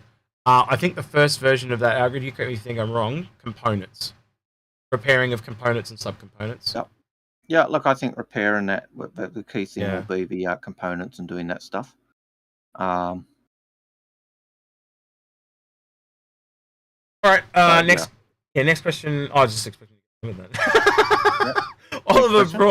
Oliver Braun asks, would you unmelt an 890 for giving up a Polaris? No. 400i and so an 890, trade an 890 for a Polaris, 400i and a Liberator. Fuck no. No way. Not even for the Polaris would I do. I think the Polaris is going to be a better ship than 890. With less store credit because of CCU chains. No, I wouldn't do that. I think I'd do that. The Polaris is a great ship. The 890 jump is a great ship. I do love the 890, but it's not a warship. Especially for all three of them. If you want a warship, it's not worth it. And if you're trading all three of those ships to get the 890, you're insane. Yeah, that's. I think the Polaris and that'll be the Polaris and the 890 will be similarly matched. I think at the was it 750 right now, and you've got what is it just a bit over 1,000 on the 890, yeah? No. Just under 1,000. So it's 950, right? So you're doing about a $200 gap. So let's say, what would you say, 850 at worst for the Polaris? At worst. Yeah. Yeah, and I'd agree with that. So I just think the Polaris is it's the same thing as the Odyssey. It's got that bigger hangar. It's definitely going to if you would agree a Polaris in combat would kill an 890, yeah, because of the torpedoes. Oh. Yeah. The 890 is a bit like the 400. The 400, when you look at the 400i design, its main weapons are kind of facing rear. It's a ship for running away. The 890 jump, it's got armor. Yeah, it's got shields. But they're there to keep it alive so it can get away. I think if it was just a pure gunfight, the 890 would win. But because of the torpedoes, the Polaris wins. I think even on a pure gunfight, the Polaris would kill it because it's got bigger guns. I think 890's only got 2 size 5s. This is the short answer. You've got combat and support in the Polaris, and you've got touring, partying, and support in the 890. You've got to ask what you want. And that kind of, right there in a nutshell, shows you why I'm not the biggest fan of Origin, because they just have these superfluous things that don't really matter. The best part of the 890 is the support of those hangars. 100% the best thing about it. But I think the Polaris is just going to do a better job because it's going to hold a bigger ship. It's definitely going to bring more to a fleet, put it that way. But the Origin of the sinkhole ships, aren't they, Algared? The ones you spend your money on when you want to splurge. When you go buy the gold armor in World of Warcraft or what do you, that's what Origin is. It's a splurgy thing. Anyway. You still there, Algared, or are you frozen on me? You've been all quiet. I'm here. Oh, you're here? Cool.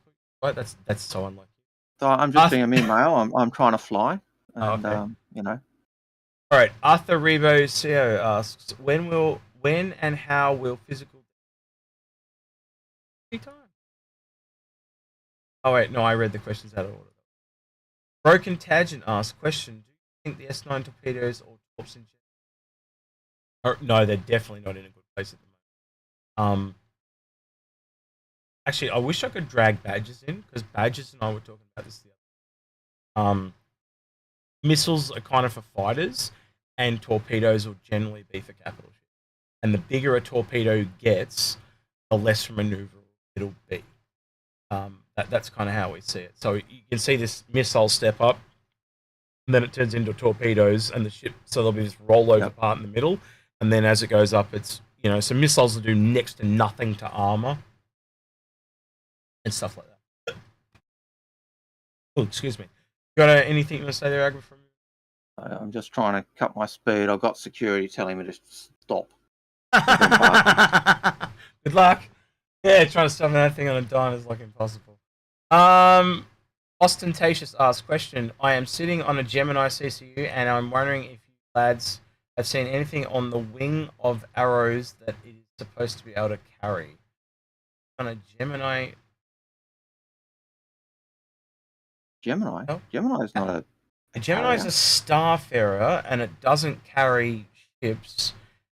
And I'm really confused by your question, ostentatious. So please re-ask it, sir, because I'm really. It's either someone has misled you or lied to you. That is not. Yeah, I don't follow how a Gemini is being a carrier. You can squeeze. I know you can squeeze into the Starfarer. It used to be able to squeeze an Argo or P-52.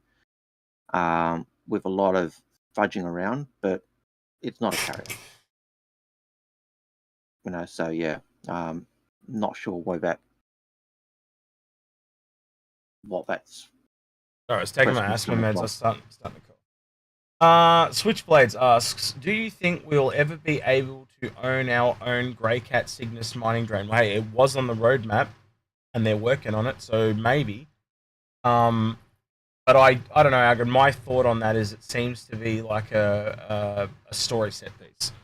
What do you think? You think it'll actually ever be a thing?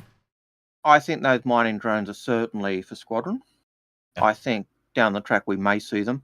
I do understand that the Orion wants, and I used to think it's supposed to have a cutter of some form. I have been told that's not the case. Yeah. And that comes via Chris. But I have heard that it may supposed to have a remote drone, which could be one of those. But that's all I know. So yeah. All right. Grey Wolf 31 asks, why can't CIG have the same standards of anywhere? Can't they have what? Sorry, this guy's not a native English. I'm gonna translate. Yeah, and you're also breaking up. Oh, yeah, because I'm leaning across. So I got my aircon on, guys. So I got to lean across from the microphone a bit. Hang on. He asks, why can't CIG have the same standards of any workplace 10 years in development, should make goals and never keep them, and just giving excuses be tolerated by the players? I think the thing is, you got to understand what's happened with the game. You've got to understand that it kind of restarted a couple of times, and that's the problem. If you actually follow it as closely as me and Algared and Paul and Space and all the other content creators for that matter, it's a lot easier to understand what's happening in the background. And when you look at the start of development, even then, when they were saying we need $6 million to get Squadron 42 off the ground and to prove that we've got backers, and they far exceeded that, and they said, look, we can keep taking income from you guys, and we're happy to do that if you want us to, or we can create the game. And everyone said at the time, they keep taking the funding and keep expanding the scope of the game. Yeah, because everyone believed in it, and you can go back and look at stuff. What port are you at Algared? Do you have a port or not? I am. I'm coming down to port 1, so if I'm not near you, I'll just. I am coming to a port, but I'm not sure which port I will have. I think you might be at port 2 because I'm still. Yeah. I'm getting closer. I think you're at the other one. I think you might be. You're 700 meters from me at the moment. Yeah. It's I'm coming. But I've still got a dock. So. Yeah, it's fine. It's just that I'm getting sick of showing everyone the ship on screen for like the last 10 minutes. So yeah, this is interesting, guys. Yeah. Oh wait, that's Algared. There he is. All right, watch Algared come in and crash it. I do need to take a bio break though. All that water I hit Rankers Yeah, they've just cancelled my docking because it took too long. Oh, really? Yeah, so they're closing my docking port, but that's okay because I'll turn the ship All right. around. I'm going to ask you this question, and I'm going to get you to answer it, and then I'm going to go to the bathroom. Okay? So it is Switchblade asked question: do you think we'll ever be able to own our own great? No, he asked already. Why did he re-ask that? All right. Question from Cooley167 asks: do you think the BMM might be able to take VIP transport missions because it has those fancy guest rooms and meeting rooms? Right back. Possible. I think in some ways, depending on what the ship's got, most ships will be able to do that type of stuff. But if you've got the facilities to support that, you'll get really good reviews from that person. And if your ship's really crappy or you don't have your personal hygiene, then you're going to find that they either won't accept you or they'll really. What happened to my ship? Oh, it just respawned my ship because I got a vehicle violation trying to answer the question. Say I'm a male. I only do one thing well at a time. So yeah, I my gut feeling is that I've lost train of thought.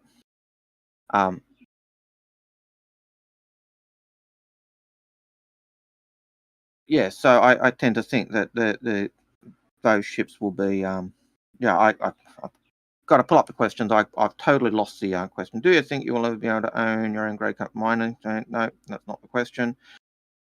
Next price? No, that's not the question. Which ship would you say needs the biggest rework? How many people are excited for BMM? Person who hasn't played the game yet.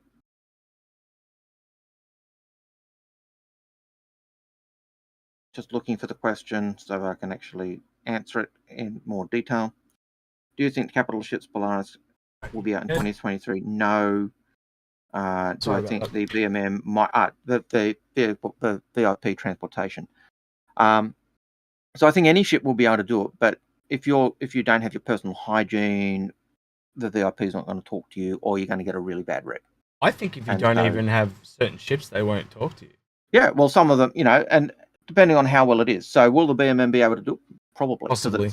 It's not that far removed, but will an Aurora be able to do it? You sign up and the rep says, goes down to the ship and says the Aurora and goes, what the beep are you on about? And gives you a bad rep. What's our take on playable alien races later on? Bring them on. I think the first alien race will be Tavaran. I've mentioned that several times, and basically expansion packs for the persistent universe will be just that. So if you think about it, if they're currently building the PU for human players, to expand out the Zion or Banu race, the easiest thing to do would be make an expansion. So you can literally play in that area and play as that character and look into their lore and all that type of stuff. That's all it's given to me. I think the very first one will be the Tavaran because they're already part of the UEE. So you don't even have to build the community. It's just. I think that'd be the first playable race. Yeah. But I don't think that'll be the first expansion. I probably would lean more towards well, that's a tough one. Zion. Well, because Zion, you could also tie it in with like the kind of Cold War with the humans.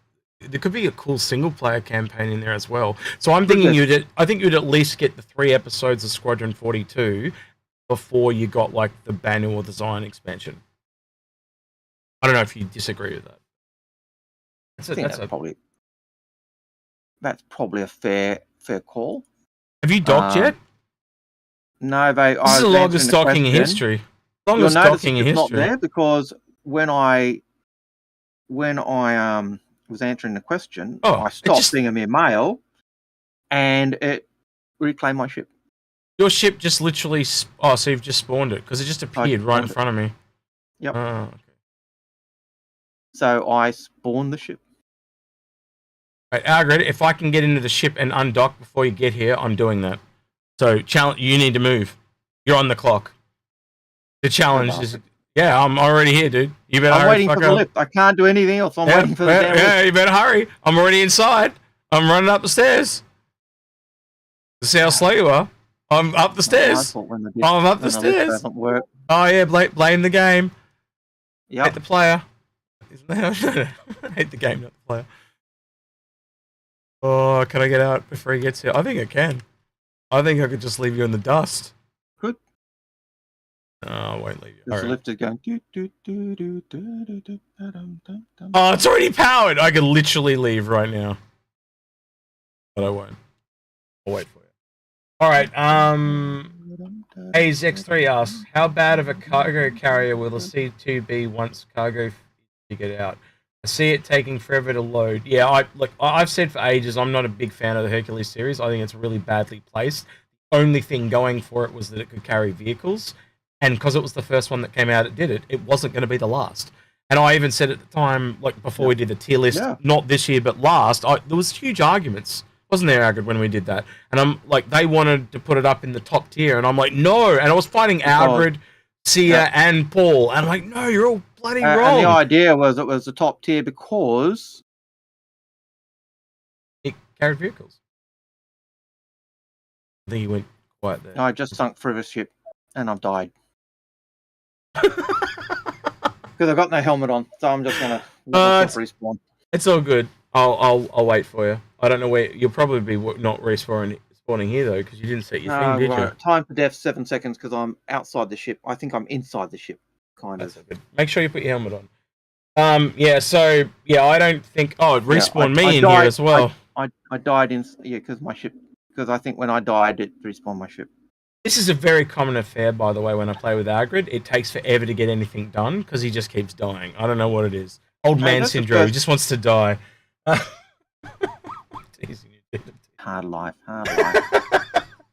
So yeah, for me, I think once you get to the Caterpillar, it's almost at the moment jump to the Banu Merchantman and just miss the only good Hercules for me. Algared, you correct me if I'm wrong, would be the M2 because of its ability to land in kind of a combat zone. But even then, it makes it more niche. And you know, once the Liberator came along and other vehicles, like for $30 above the M2, there is no reason not to get the Liberator. It does almost everything else the M2 does. It might be a bit bigger and a bit harder to get Atmo, and there's a few things like that. But for $30, and it's going to jump in price, it's a no-brainer. Or buy a CCU at the very least and sit on it.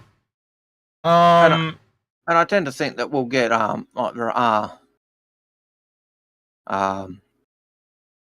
there are ships that are just good to have. And let me when you get to the ship terminal. I'm just going to stare out the window. Get here. Sorry. So much freaking junk. I wish there was a better way to sort armor and say, hey, just show me helmets. You can do that. So if you look at my screen real quick, so you go filters and then it goes armor. There's a custom one down the bottom right hand side. You click custom and it brings up all these different tick boxes, and you just untick the. And I just want to click that off and get rid of that. You're all good. And now I do helmets and do that, and now I can find, since I've got 50 billion helmets. Still a nightmare to try and find the bloody thing. First world programs. I remember Algared used to complain that he'd scroll through his ships, and before he could get to the bottom, it still happens. Kick him out of the thing. He's got way too many ships. Next it question happened twice today as well. Algared, you gotta get faster, bro. You need to get one of those mouses like this one, where you can unlock it and just spin like that forever. Matthew asks, what do you feel are the redeeming factors, oh nice pun, with the most recent feature pushes and changes in how far out they will show us their plans, if any at all? I think what they're trying to do is minimize backlash, because there's just some people that don't understand, and I'm sorry, they have proven time and time and time again they do not understand. You'd have to agree with that, Algared, yeah? Like, this has been an ongoing thing where people are complaining about shit they don't understand. People complain about the development cycle and why isn't the game out yet? And Yeah. It's clearly people just don't understand how long a The game. answers are out there. If you takes want to develop. find those answers, you can go out and find them. There are multiple videos from multiple content creators and CIG themselves and forum posts and Spectrum. But it's like one of the things we said in the video today, Paul and I both said, people don't like to read. They just want the answer. They want someone to tell them. But because the answer's not right in front of them and they're too lazy to go look, that's kind of where it all comes from. People bag out the baby boomers and, okay, boomer, but, Generation X and whatever they call them now, are a bunch of lazy bastards. Do you remember those telephones, Algared, where you used to have to put your finger in and do this? Oh. And I told my housemate about that. He said, "You're full of shit." And then I showed him a photo. He's like, "What the fuck?" Yep. And he didn't even know. And I like telling him about the dial-up noises, the burp, Yep. He had no idea what the fuck I was talking about. Like, there's just so much shit. Like, my brother has never not had the internet, right? Yep. My younger brother, and he is just like, they just don't understand. Like, I had to explain to him, like, when I was a kid, there was black and white TVs still. This is back in like I was born in 1981, right? So that tells you how old I am. But yeah, when I was a kid, like I'd say around just before the 90s, there was still black and white TVs are quite common. Yeah, you could still get them. Yeah, I can remember green screen computers. Yeah, do you remember? Actually, my first computer was a green screen one. But do you remember when you used to buy those portable TVs and they had that real bubbly CRT on them, but they were really long and you used to put them in a caravan or whatever? I remember those all. Yep. Ken Kenobi asks, question, do we have any info about when we will be able to attach the Military Veterans Day skin to the Hornet? Well, I would put that on the back burner as hell, but I'll be honest with you, you'll probably be able to get that on the regular Hornet around the same time as Squadron 40. Because that's where I think you'll see that stuff. Art Dragon asks, unless you want to answer we're on that, port 2, by the way. Execute. Yeah. Did you want to answer that at all? What you was reckon the it's question? the military skin, the F7C that we gave away? Yeah. When do you reckon we'll be able to apply something like that? When the F7A becomes flyable. Yeah. So that'll be Squadron 42. Yeah. You answered the same as me. Ten Kenobi asks, do you have any... No, that was the same question, and I can't read. Dart Dragon asks, do you think the capital ships Polaris versus Aegis Kraken will be out in 2023? Again, you got to also always take a ship and put a Squadron 42 lens on it, and you can answer your own questions. So yeah, while the Polaris might be going into the game, it probably won't be fully functional until after server meshing. But I think one of the reasons it's going in, it's probably one of more simpler capital ships because it just fires torpedoes and it has a hangar, and they've got that ship working right now. And they've got a lot of the stuff for that already done. Yeah, I wouldn't be surprised if I was saying which would you say capital type ship will come first. I'd possibly even say the Perseus could come earlier, even though it's not really a cap ship. The reason I want to say the reason why I want to say the Polaris is it's very similar already to the 890 jump. There's no difference between what is required. Yeah, they're similar in size. They both have a hangar. Blah blah blah. In fact, in some cases, you might even see something like the Odyssey because of that. But the Odyssey needs the sampling. I'll have to wait and see on that one. Hubba187 asks, do you think a Perseus or a Hammerhead is more useful in a small org that is mostly focused on industry but needs protection? I'll let you go first on that one, Algared. Do I think a Perseus or a Hammerhead for a small org focused on mostly focused on industry needs protection? I think small org, less people. I will say you want to go with the Perseus because it needs less people. And I'm going to circumvent the entire question and say get a Polaris. Yep, that's another option. It's bigger, cheaper. You can cycle the fighters through it, so you can actually have fighters. You don't actually need to have the hammerhead and stuff like that. So it also adds support, stuff like that. It also has a cargo base, so if you've got smaller Polaris and stuff, they can drop some cargo off in it and stuff like that. It's just way better in almost every single term. But if you were going to have the Perseus or the Hammerhead, I think you'd need both. Because one shoots the bigger ships and one shoots the smaller ships. But a Polaris has those big torpedoes and guns, and it can kind of hold off both. So and we've you. in the past talked about the way I suppose the synchronicity of the ships. So we've talked about the value of, say, when they first came out, the Polaris and a Hammerhead working together, because one would take out the small ships and one would take out the big ships. I think with the Perseus, you kind of get another option with that. You could do Perseus and you'd find a very similar type of. You on board, Algared?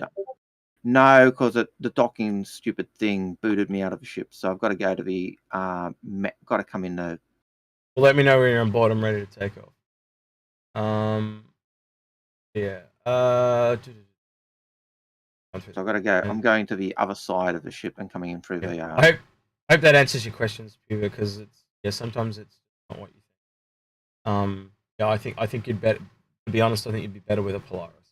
And there might even be another capital ship that's coming, like a Corvette. Like we've talked about Corvettes before. You can kind of see there's a gap for one that's not there. You've kind of got the Hammerhead, the Perseus. Okay. And, there might be room for one more. Also, go to the first aid bay and register ourselves in the med bay. No, I'll just respawn here. I don't die. I just get killed by you. It's just an evil process. I'm I'm on board, by the way. How the hell do I undock? I've got to ask permission to undock, don't I? That's what. Yep. You might have to ask permission. I have to do that because it's probably a bitch of a thing. Let's find out. Next question comes from Lambsmith. Wow. I think that's what this is meant to be. We have medical and we have regulating coming up. Medical. We have medical and have regulating coming up. What do you guys think will be the next big gameplay feature? Encourage play interaction, cargo refactor, 100%. Cargo refactor, I think. Yeah, 100%. Cargo refactor. And I think that's certainly what they're expecting, because when they brought out the raft was originally slated for coming out with the cargo refactor. Don't get Space Tomato started on the raft. The only reason they put it out is they said, well, it's a cargo ship, it's functional. Well, no, that was that. Let's give them this though. They did intend to have it ready for that. They did. But it wasn't. Right. And just like the hover bike, they tried to do it. I still am kind of hopeful that they will give that a hover bike for free, because I think it was damn dog act to give us an image. Oh, damn dog act. I think they were planning to give us the bike, but it just wasn't ready. But it wasn't ready. Yeah. Look, it's possible. Yeah. We still got that Xeno. Oh wait, we got kicked out of the server. We won't have that Xeno. Or will we? Let's do a bounty hunting mission then, Algared. Yep. I'll let you fly. I'll just go heal myself up from falling through the ship, and because I'm an old man. You do the shooty shoots. So I'm just going to grab I'm going to grab a group HRT. We'll probably fail because I'm sharing it with you though. And don't forget to grab. Accepting it. Yeah, don't forget to grab called arms, as we always. All right, let's see clear route. Let me just get on our way, and then I'll get back to the questions. No, I don't even have any. Oh, I'm in armistice. That's why I don't have any gun. I have not shooted this shit. Go awesomely horrible. Wow, she takes a while to spool up. Yep.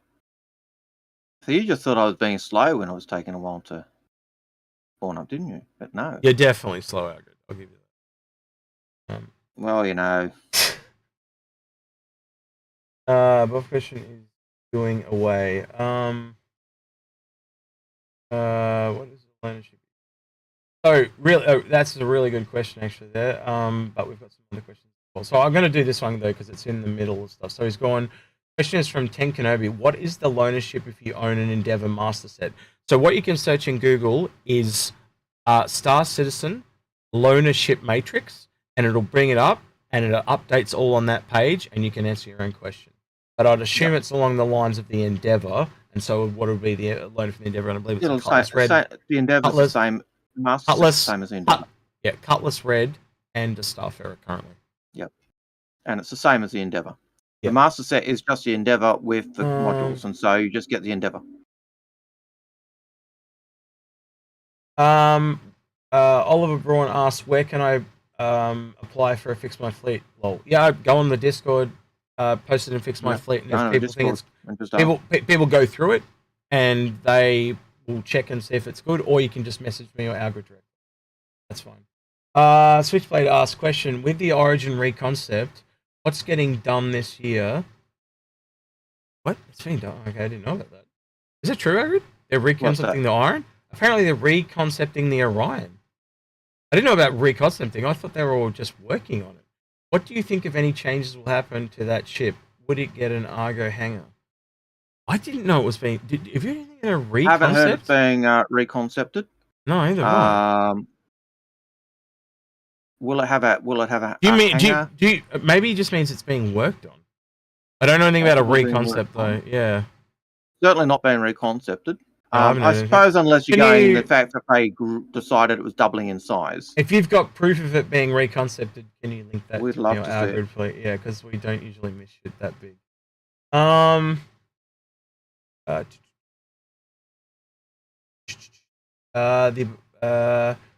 Smith.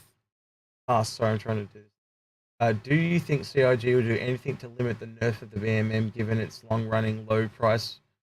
Oh shit. Yeah, scan away. We gotta stop. They're trying to stop the Titanic hitting the iceberg. Not gonna happen, pal. I've lost all my bursts to stop and I still haven't stopped. We're about to get rested, I think.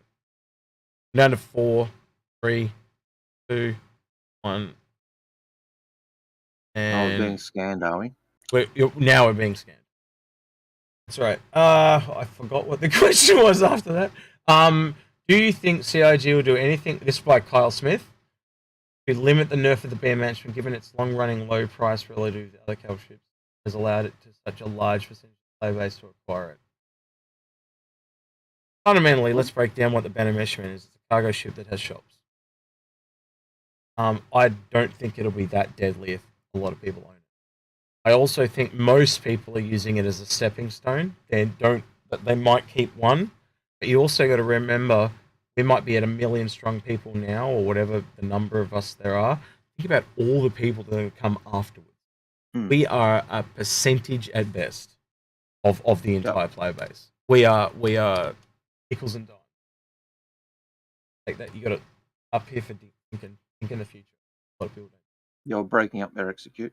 Sorry, I'm leaning up. Okay, right, sorry. Haley Olsen asks, question, Dragonfly, 2 players, rear-riding player has a handheld tractor beam. How fun? That's freaking awesome fun. Imagine grabbing another bike and just... flipping it. Yeah, Dragonfly, best bike by a long shot. Not even joking. It's got more functionality, it's a 4x4, it can store shit, and it can carry another player. The only other ship boat that comes close is the and it doesn't have guns. Obviously, is the new one, the hover quad, and it all of them pale in comparison because most of the places you can ride bikes is out of cities. So the Nox is really a city bike, believe it or not. And they need to make the X1 to give the X1 functionality. They've got to give it a cab like they did with the G12, so you can drive a bike on a planet that has an atmosphere. Sorry, Algared, go ahead. But what makes the Dragonfly so much better than the others? It's also a rated snub, so it actually flies in space. Yep. So it's I think the others do fly in space as well. But, well, they may now, but certainly that was not what they were saying originally. But that was the big thing with the 890. Well, not with the 890, with the Dragonfly. It was both a land vehicle plus a spaceship. Hence why if you look at your Kraken, the Kraken's got a snub hanger for Dragonflies. I'm just reading this next question. Kaylee, I believe it's Kaylee Olsen, asks, Dragonfly, No, sorry. That was the last person's question. Sorry. Lucky Brooks asks, Retaliator or MSR, which one would you pick? I know the more versatile one is the MSR, but if you like smuggling, because they're both smuggling ships, believe it or not, if you are, you can kind of answer your own question. If you're leaning more towards combat, get the Retaliator. If you're looking more for versatility or data running, then you've got the MSR. I would lean personally more towards the MSR. I don't know, Algared, I don't want to answer that for you, but you can get the base variant of the Retaliator very cheap. So, yeah. Algared? I would probably go for the Retaliator over the MSR, mainly because it's got the versatility of being target marked as 1. Are you on a turret? I am in a turret. I'm in the top turret. Right. I can't even shoot in this ship. I thought there was guns. No, you got missiles. I believe you should have missiles, but you might be wrong. I might be wrong. Too far away. Yeah, I do have missiles. And it's just I click 1 to target the same one you've got. Yep, there he is. Yep. He's our priority. All right, we got incoming. Give us a minute, guys. Bring it one more question in. Anthony L asks, do you think the cargo refactor will be delayed due to persistent being removed from the roadmap for now? Oh, it could affect it. Yeah, it could. I hope it doesn't, though. Like, you got to be honest, it got delayed. That target 1 is not the right one. I've moved target 1. Press 1 again, Algared. We're just coming in range 9K now. Away. Yep, but I've got missiles locking on him. Are under attack. He's 9K away, 8,000 meters away, still out of range. I like the cargo refactor is really interesting because it's going to lead on to other gameplay too, like actual people wanting to do missions. So you're actually going to want to be escorted. That actually means pirates are going to want to work with you. When they bring the scanners on, they can find you. The refueling stuff, not just the refueling, but yeah, there's a whole bunch of stuff. Algared, you got to start shooting these guys. They're all around us. Yeah, well, I'm shooting it, dude. You're getting pooped on. Why won't it? I can't even fire at this guy. Oh shit! I just dumb fired into the. Nah, I can't do anything. You know what I'm gonna do? I'm not dying to this shit. Hang on. Can't see him anymore because he's dipped under me. Yep. Well, I'm getting on one of the remote turrets, so just hold on.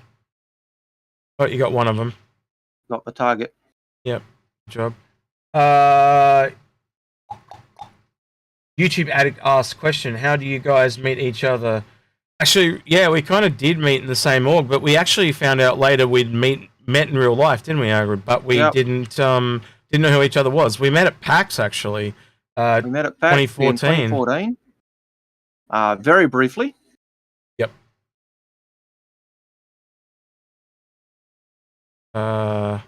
They are under me, so I can't shoot any of them at the moment. That's all right. So you know. I'm getting on a remote turret. Just give me a second. Panthers are spooling up. Why won't you turn on? QRBX. Nope. I don't know why, Algared, but the turret won't. Woo! Killing some stuff. That was another one killed. The turret's shields on. are he's below me, can't shoot.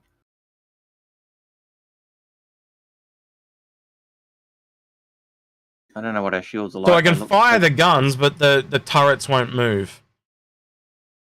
Well, we're taking damage because we're Stationary. Alright, I'll just move us then. Hold on. How did you guys meet? Yeah. Yep. So yeah, basically online through, I suppose, through Inforunners, really. No, our org.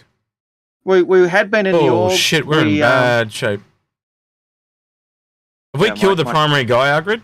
Yep, if we've killed the primary guy, I'm just going to get us out of here. Alright. He was the first one I killed.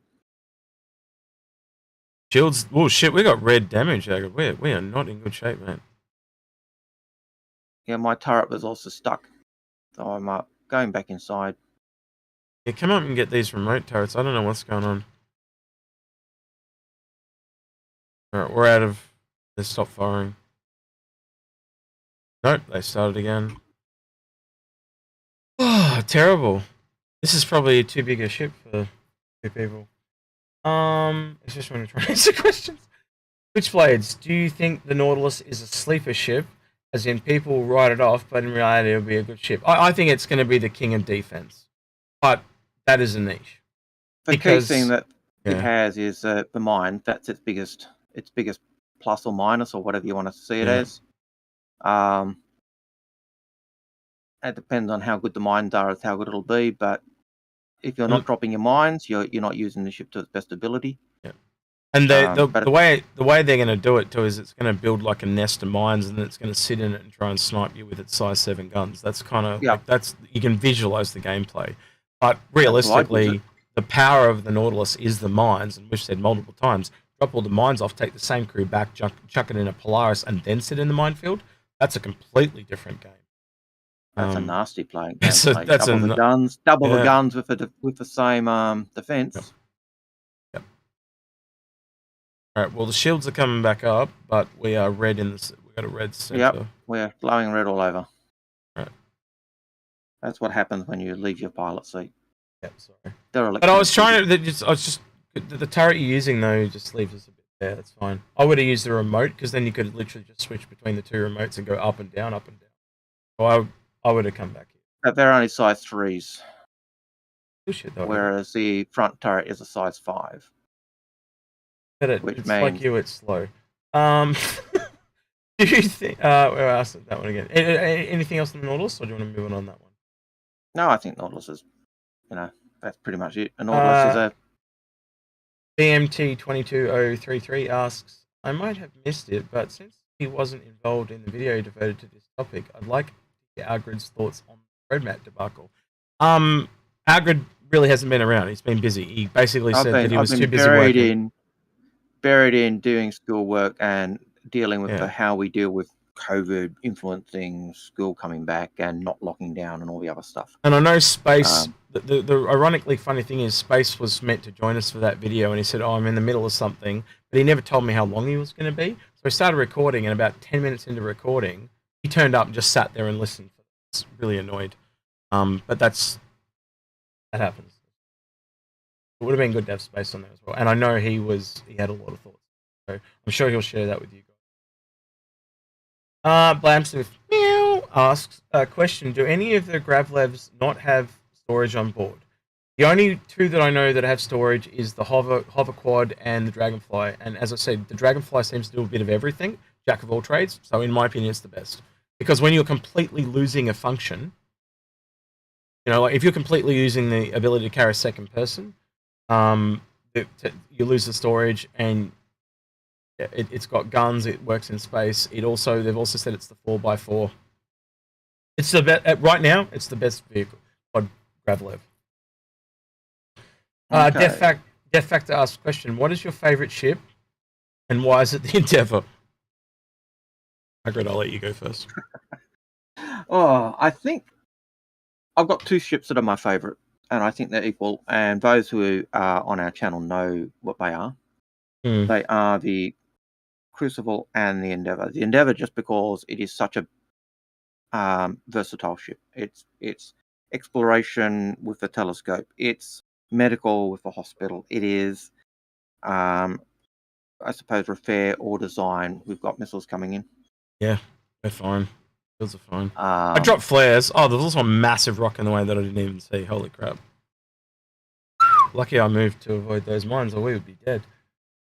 Sorry. My quick answer on the Endeavour is gameplay for dollar value cannot be beaten. That's why the Endeavour's so good, but it's not my favourite ship.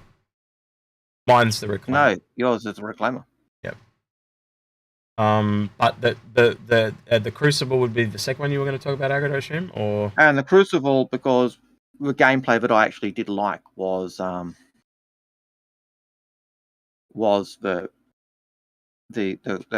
idea of the Crucible, the repair and the maintenance and that type of stuff.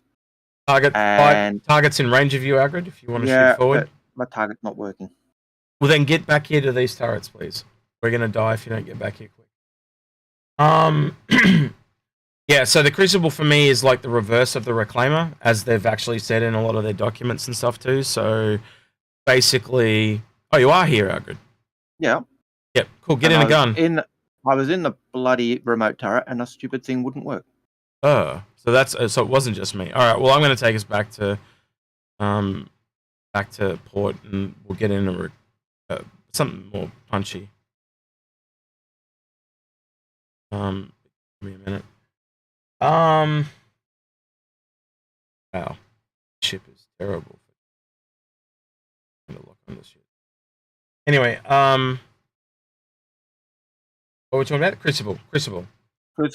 So I like the repair idea of a crucible, and the fact that it's kind of a mini carrier. It repairs capital ships.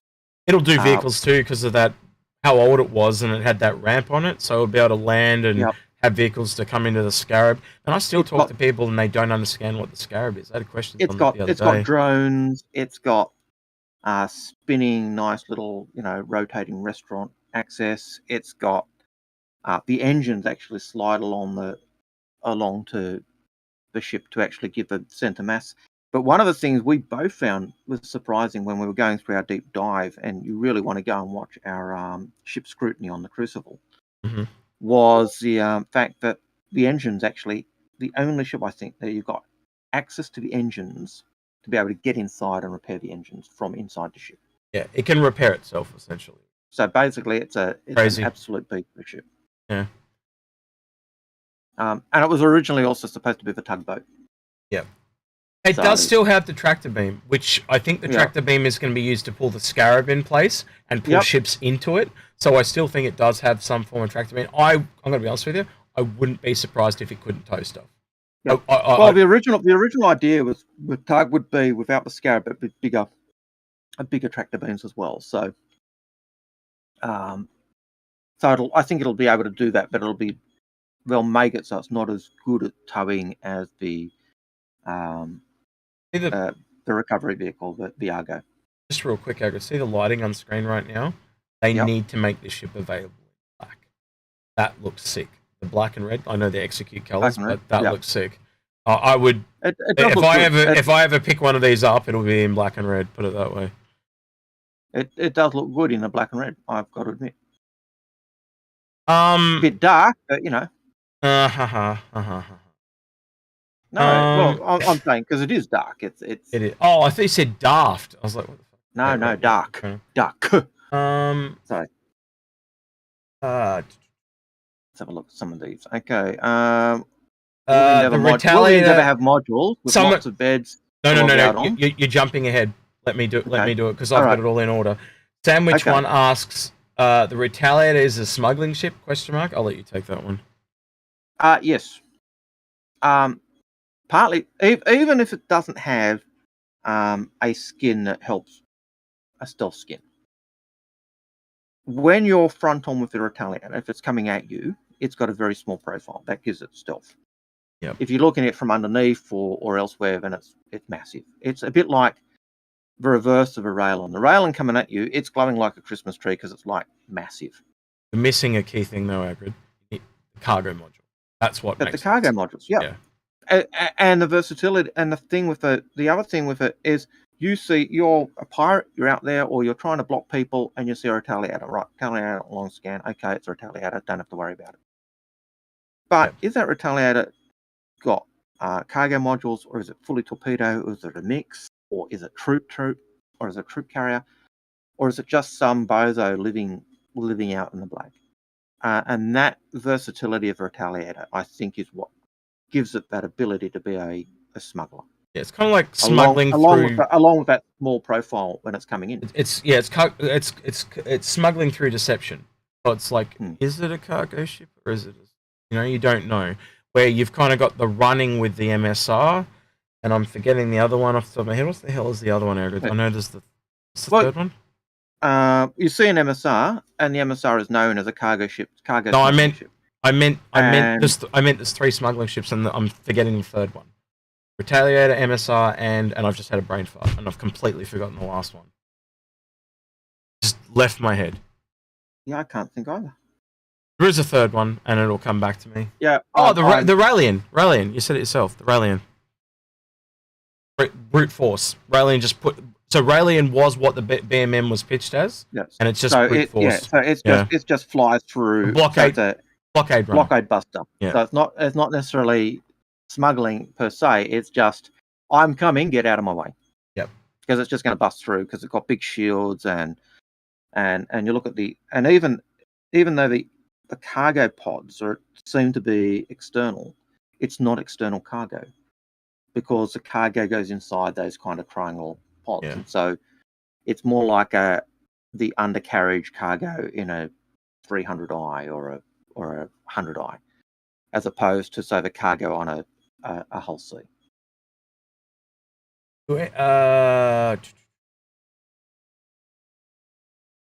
Oh, I cannot pronounce this. You can call for it if you wish. I cannot pronounce this because it seems to be in Spanish. I'll do my best Spanish. Veras Peitonas asks, will the Endeavour have modules with lots of beds to log out on? Currently, no ship has more beds than crew that run the carrier have more beds than the crew. The hospital ship, 100%. Yeah, 100%. It'll have enough beds for the crew. Yeah, plus the hospital bed. So yes. Oh shit! I can't see cannot see diddly shit at the moment. Are the docking ports down the bottom, Algared? You've docked here before. Are they down the bottom? Docking ports are on the wings. Yeah, so you go to the guide me. So the docking ports are on the side. You know those side entrance ports you come in? Those side doors? They're different on all stations, so I'm just a little confused. I just don't have a marker on my screen. I don't know if you can see. I can't see it. I can't see. It's on one of those big arms, so you'll see a circle. It won't be a marker. It'll be I know it's a circle, and that's what I'm looking for, but I can't see diddly shit. I can't see it on your screen. It must be on the other side somewhere. So we'll just go over the other side and see. Yep.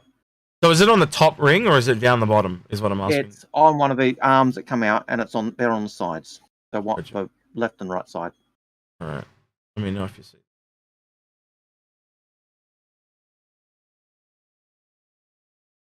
One of those big arms.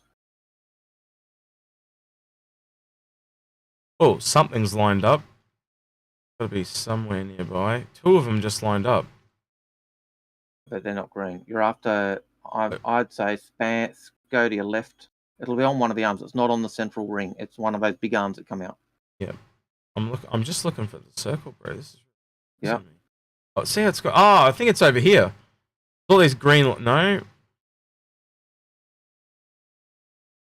Can't see on your screen. Yeah, I just can't see the circle. That's the cargo pod, so it's not going to be there. I reckon it's going to be. I'll just go on to the other side of the station. See another place it could be. All right. So the next question. Reflex Dog says, I own an Endeavour, Reclaimer, Star Runner, Redeemer, and Sentinel with about 1k left in store credit. And what? So he's asking what ship? Algared, you going quiet on me, bro? Algared frozen.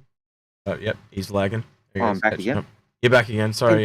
In terms of the Scorpius isn't really group play; it's pair play. Yeah, it's a modified Hurricane. It's a modified Hurricane. If you like the Hurricane and you fly the Hurricane, then the Scorpius could be a ship for you. We generally don't recommend smaller ships, though, do we, Algared? Yeah. Generally, because they're not worth the credit value. Endeavour, where is your Crucible? You heretic. Where is your Crucible? Well, you probably want a Crucible and a Reclaimer, but the thing, like if this was a mini fix my fleet, let's treat it like a mini fix my fleet, Algared. What are the top 3 professions that you'd want to do in game? So answer that, and then we'll go a bit further. Who asked that? Who asked that question? That was Reflex Dog. All right, so look, if you can PM that to one of us directly, please, Puppet. When he responds. What's the next one, Algared? You grab the next one. And the next one is Damney Hill. Yep. And he says, with the upcoming CO hoverbike coming up, I'm looking to melt my fleet down and rebuild my fleet. Can I ask you guys for help when the time comes? The answer is yes. Yeah, 100%. No problem whatsoever. And it doesn't matter if you agree with us or not. We'll just give our advice. Like we give people advice and they don't take it, right? So that's And- that's why we don't get complaints, because we don't tell, hey, you do what you want. We're just telling you what we would do. you know, and sometimes it's not even what we do. It's what we do is what we think of based on our experiences from our own. All right, I'm just gonna press N because I'm really close. I don't know where it is, but it's now auto docking, I believe. Is it?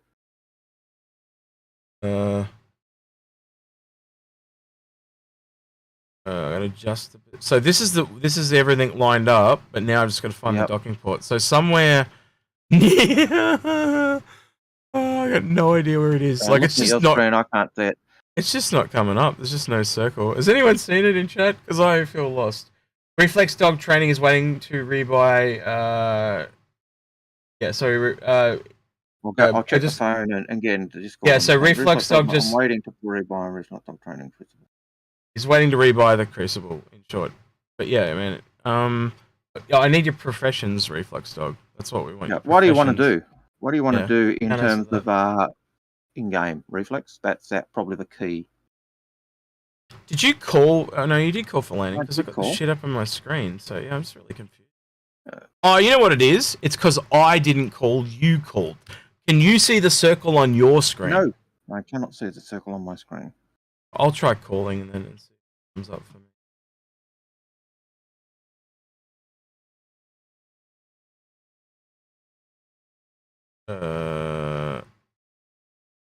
Alright, docking request is approved. And you've got there's the circle. There's the so... circle. Yeah, and there's the circle. It came up. It's because you called it, not me. That's all it was. It's all good. We'll get there now.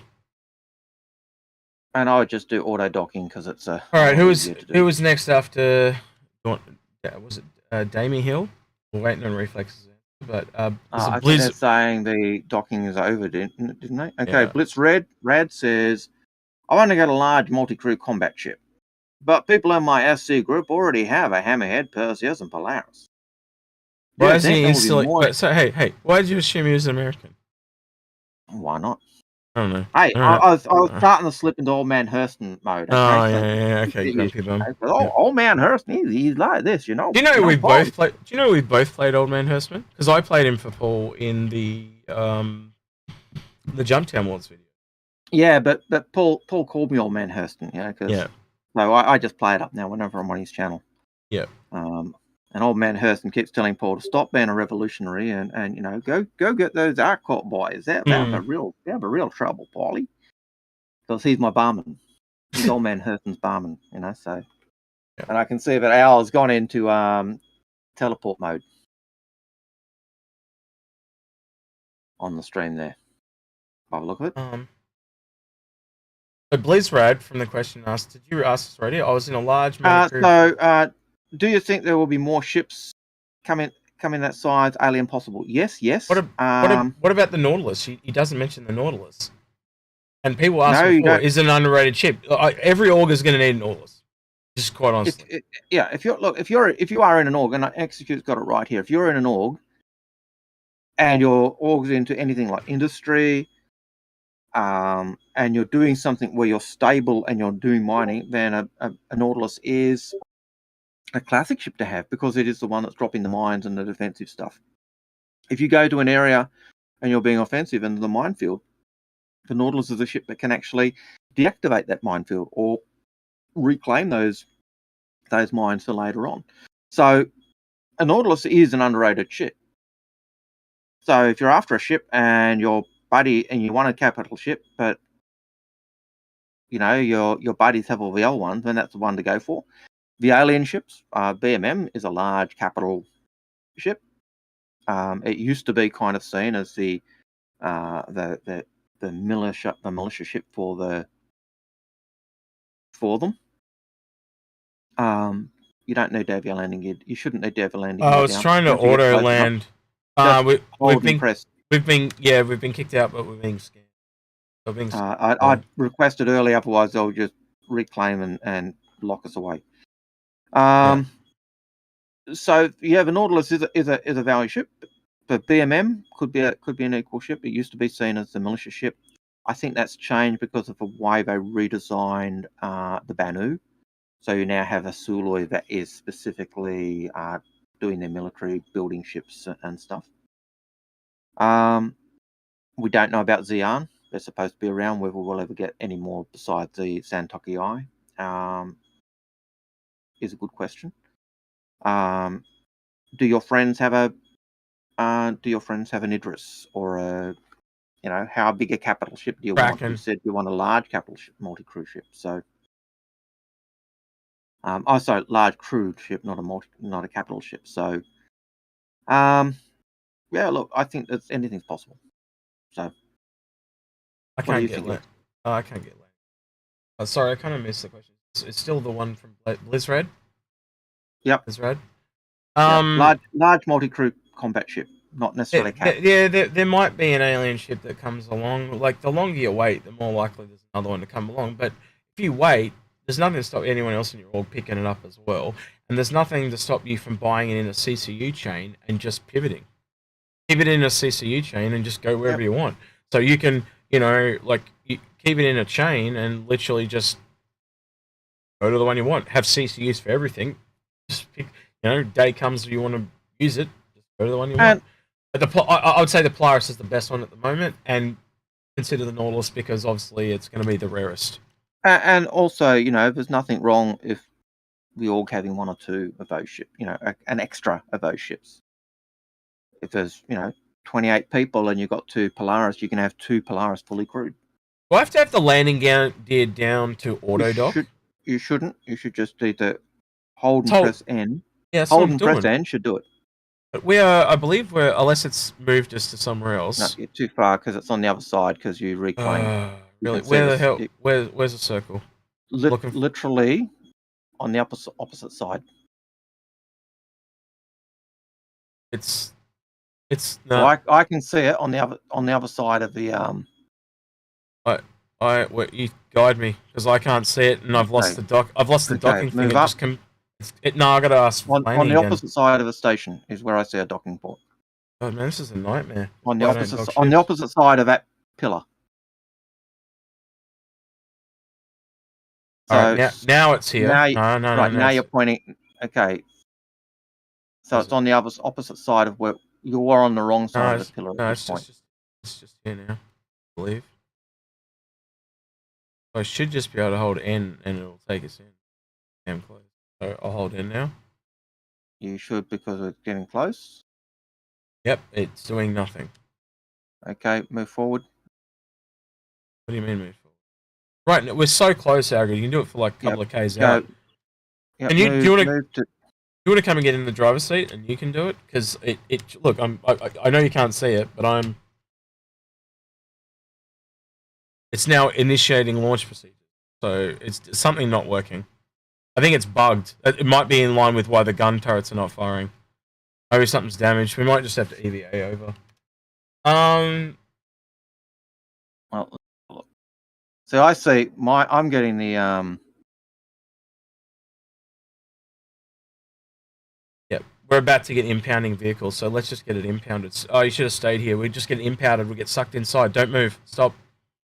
Ugh. Like, Switchblade asks questions with the last hope of the Crusader, the Genesis Starliner. What changes do you think will come with that ship? I'll let Algared take that one because he loves to rant about this Genesis. Which was that? Sorry, what was the question? So with the last hope of Crusader, the Genesis Starliner, what changes do you think will come with that ship? And he's clearly picking up things I've said in the past. Mm-hmm. Look, I would hope I don't know what it's going to have. My frustration with Crusader is the combat ships we've got at the moment just don't fit with everything I would expect Crusader to do. And that's just a frustration I have. It's not there are other people who will love what Crusader have got at the moment. I'm not one of them.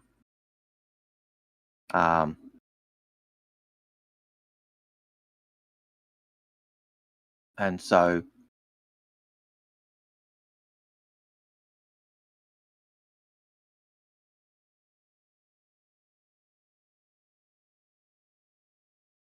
Is it docking for you or not? I believe so. Oh, fuck.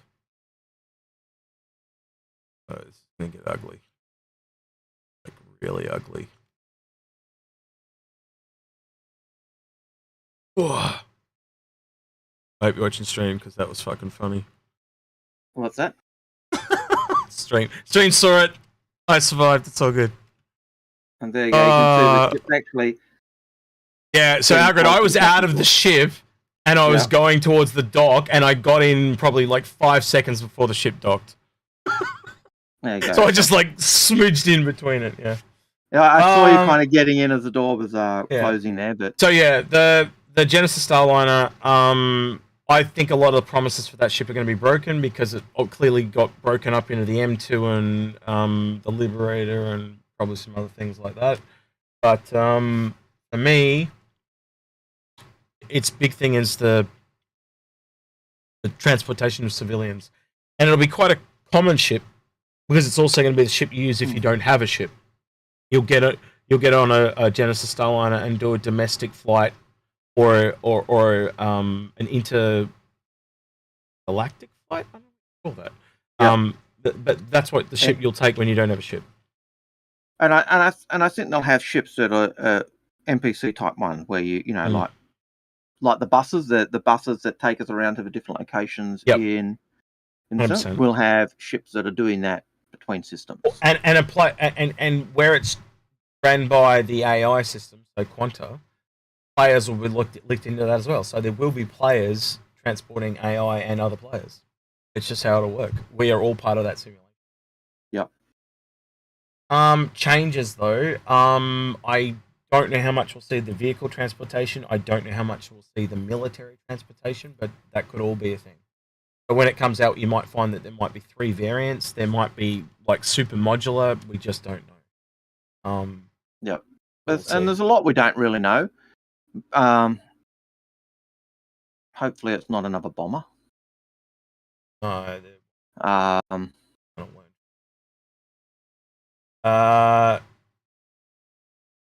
So I think this is the question you were answering that I didn't quite understand. He goes, I've got an Endeavour Merchantman, a Scorpius. I have $400 left to get a concierge. I want to fill out my fleet. So you've got an Endeavour Merchantman, a Crucible Battle Jump, and then after that, if you want another one, then oh wait, he's interested in combat exploration. Okay, combat exploration.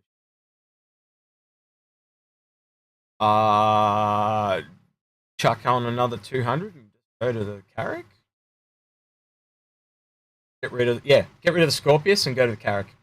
That answers that question. But if you're after exploration, then you definitely But it's a fighter. But it's a fighter, and it's very easily earnable in game. So it's just not worth keeping. So take your Scorpius and just buy CCU chains at Invictus, so you get all those discounts, and you'll probably find that you spend less than that.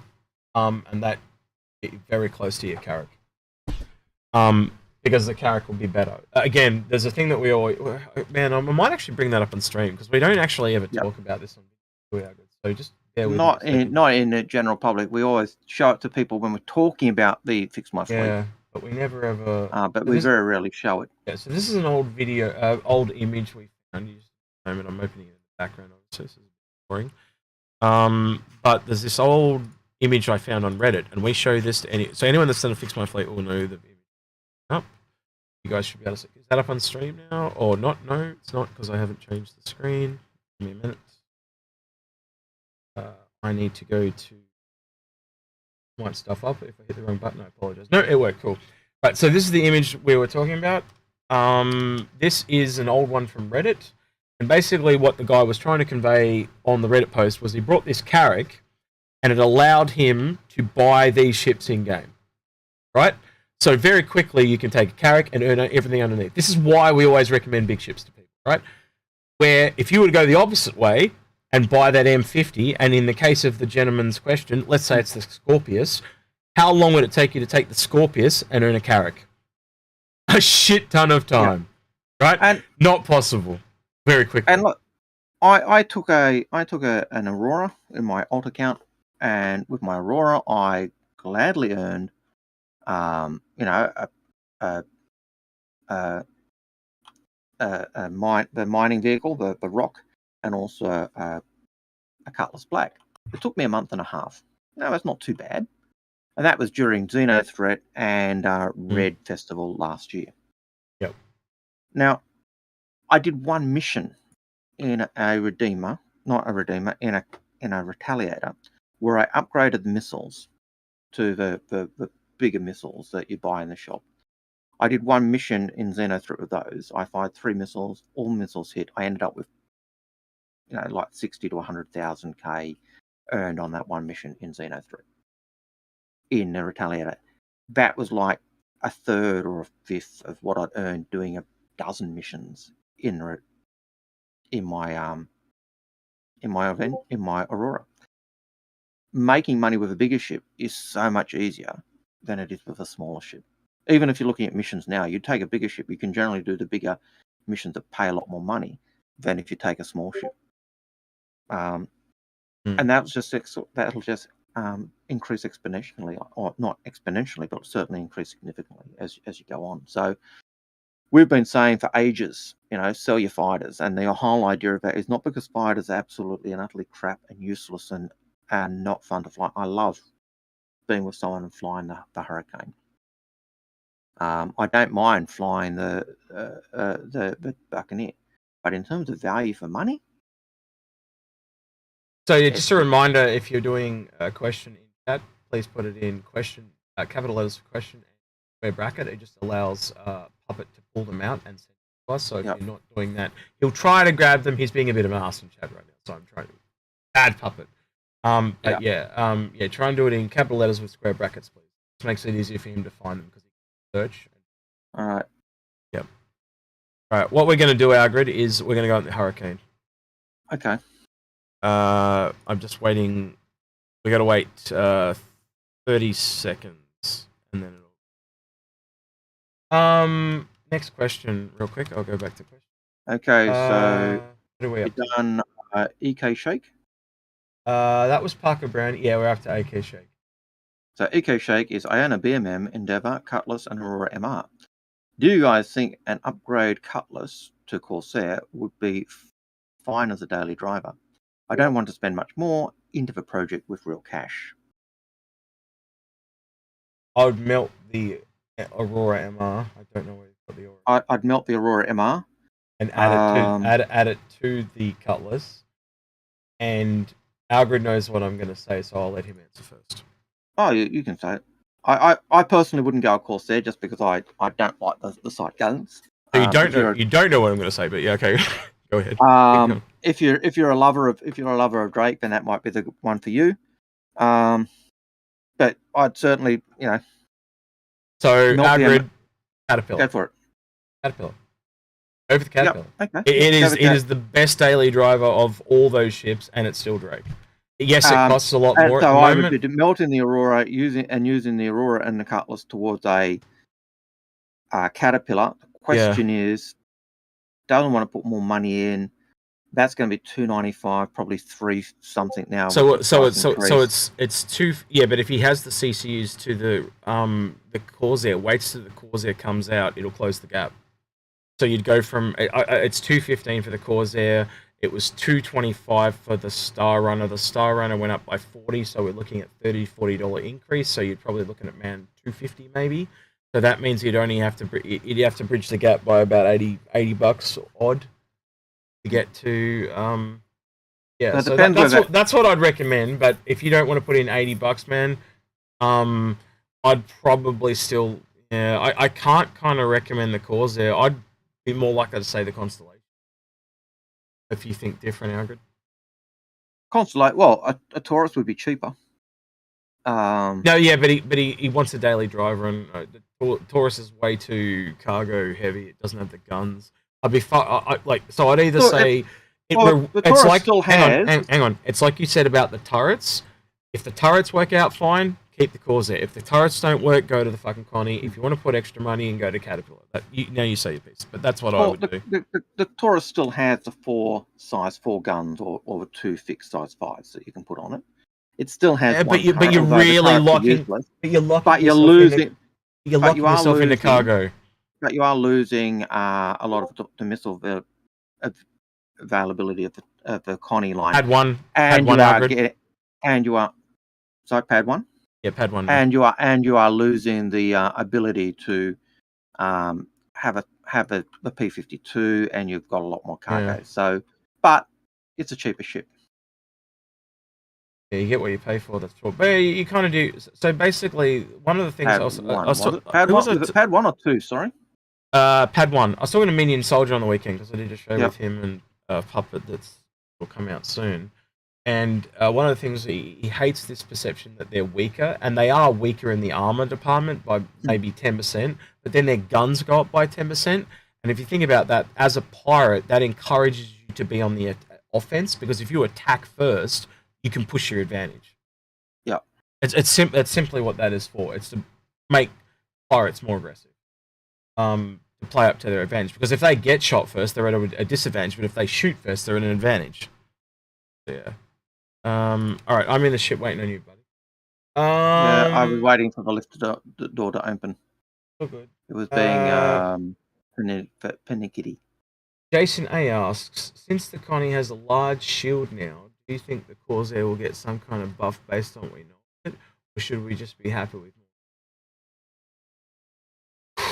more? That's a wait and see, because, as I said, it's like the turrets. You just got to wait and see what they do with it. Because if those turrets stay the way they are, the ship's just a no-no for me. Like, it's garbage. Like, you tell me. So right now we're about to fly this Hurricane, right? And you tell me how many times you notice Algared shooting sideways. It'll be never, right? And that's why those turrets are garbage. Because the only thing you'd ever do in that ship is strafe, kind of like this on this camera. We are camera view, but yeah, on this camera view, if we were, you'd be circle strafing around a target and firing at it. That actually makes the Corsair for firing at ground targets with the turrets. And here's the other thing: it can't shoot. It would only need one. It doesn't need two, because you're only going to circle in one. Well, do you know what I mean? Like, it's pointless. The turrets are garbage. They've got to be able to fire forward, or they're useless. They're basically, in a nutshell. Yeah. Yep. That's pretty much it. You know, like you pick. You've got to get your ship to do what you want. But I don't see the value of those side turrets on a Corsair. They're there because they wanted it to be able to do a broadside. Are you in ship, mate? I didn't. Yeah, I'm in. Oh, you're all right. We can get going then. Sorry, I was just waiting, and I was talking. Obviously, sorry. And you know, they want it to be able to do a broadside, but a broadside is not two guns. I'm sorry. A broadside is not one turret. A broadside is several turrets. So the idea of having a broadside is absolutely wasted, because it's not a broadside, and it's got these two guns that can only fire sideways. They've kind of said it; they're not going to fire forwards, and so again, it's wasted. Have you done QRBX in the turret?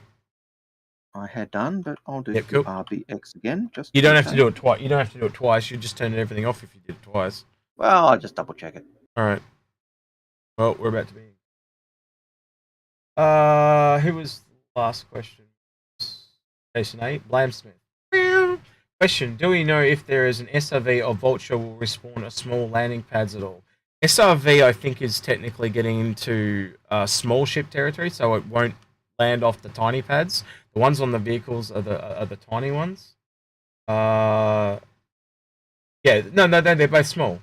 Yeah, I think the Vulture might be getting into medium, though. I have to double check. I've got to line it up against the Vulture. I remember when we were doing the Odyssey. Do you remember if the Vulture worked out of the Odyssey, or was it slightly too big? I think it might be slightly too big. I'd have to double check that. Because I know the Vulcan can't. Yeah, and I think the Vulcan's a medium ship. Yeah, and I think the Vulture was on the borderline. I can't remember. It's just I just haven't looked it up, because that was like 2 months ago on Christmas. Although Prospect is supposed to be able to fit, so and a Terrapin will fit. Someone will look it up. If it's somewhere between, it's definitely between a Prospector and a Vulcan, and it might not fit. But yeah, if it's smaller than a Prospector, sorry, I just can't do that. I can't look it up right now. Well, certainly, Odyssey's size 1 pad, which is the same size as a Polaris, by the way. Yeah, hang on. Next question. Sniper Cool Bunny asks, when do you guys predict the Perseus coming out? I'm predicting the upcoming Invictus. No, it could be. Good luck with that one. Yeah, hey, that sounds as good as anyone else's guess. Yeah, pretty much. I think it will come after the Polaris sometime. I wouldn't. We've said this before too, Algared. When they're working on the same ships from the same manufacturer, it almost makes sense to do it at the same time. Yeah. If they're working on all the RSI stuff with the Polaris, they might do the Perseus at the same time. Just not. Yep. And then they might also do the Scorpius at the same time because it's again RSI. Nah, Scorpius has already been worked on. That's completely different. Right. Fighters fall into a different guard. That's right. They're smaller. Target is 1, and it's just we're about to be in range. I forgot who was. God damn it! No. He's 11k away. Doug Turner. Missile coming in. Yep. Hang on. All right, hang on. All right. Reflex Dog asks question. My friend started playing Elite Dangerous. How do I tell him Chris Roberts looked at this stream time, played without getting him in trouble? I have to read that question again. It didn't make sense. Something about Elite Dangerous and Chris Roberts. I missed that. How do I tell him that Chris Roberts' game is better? Show him all the videos of people piling out of fucking Elite and Dangerous, maybe? I don't know. Yeah, man, once the game comes out, it's kind of like we said before, once Squadron 42 comes out, I think it'll change a lot of people's minds. You know, haters gonna hate, man. Just leave him be. It's his own loss, dude. Like, he'll come around to it, but it's gonna cost him more. Why is this ship so low to the bloody ground? Or is he... Is he a ground target? Alright, I'm removing the shields, Algared. You should be able to just destroy him now. You got him, Algared, or...? Not yet, but he's burning. He's desyncing a little bit. Yep.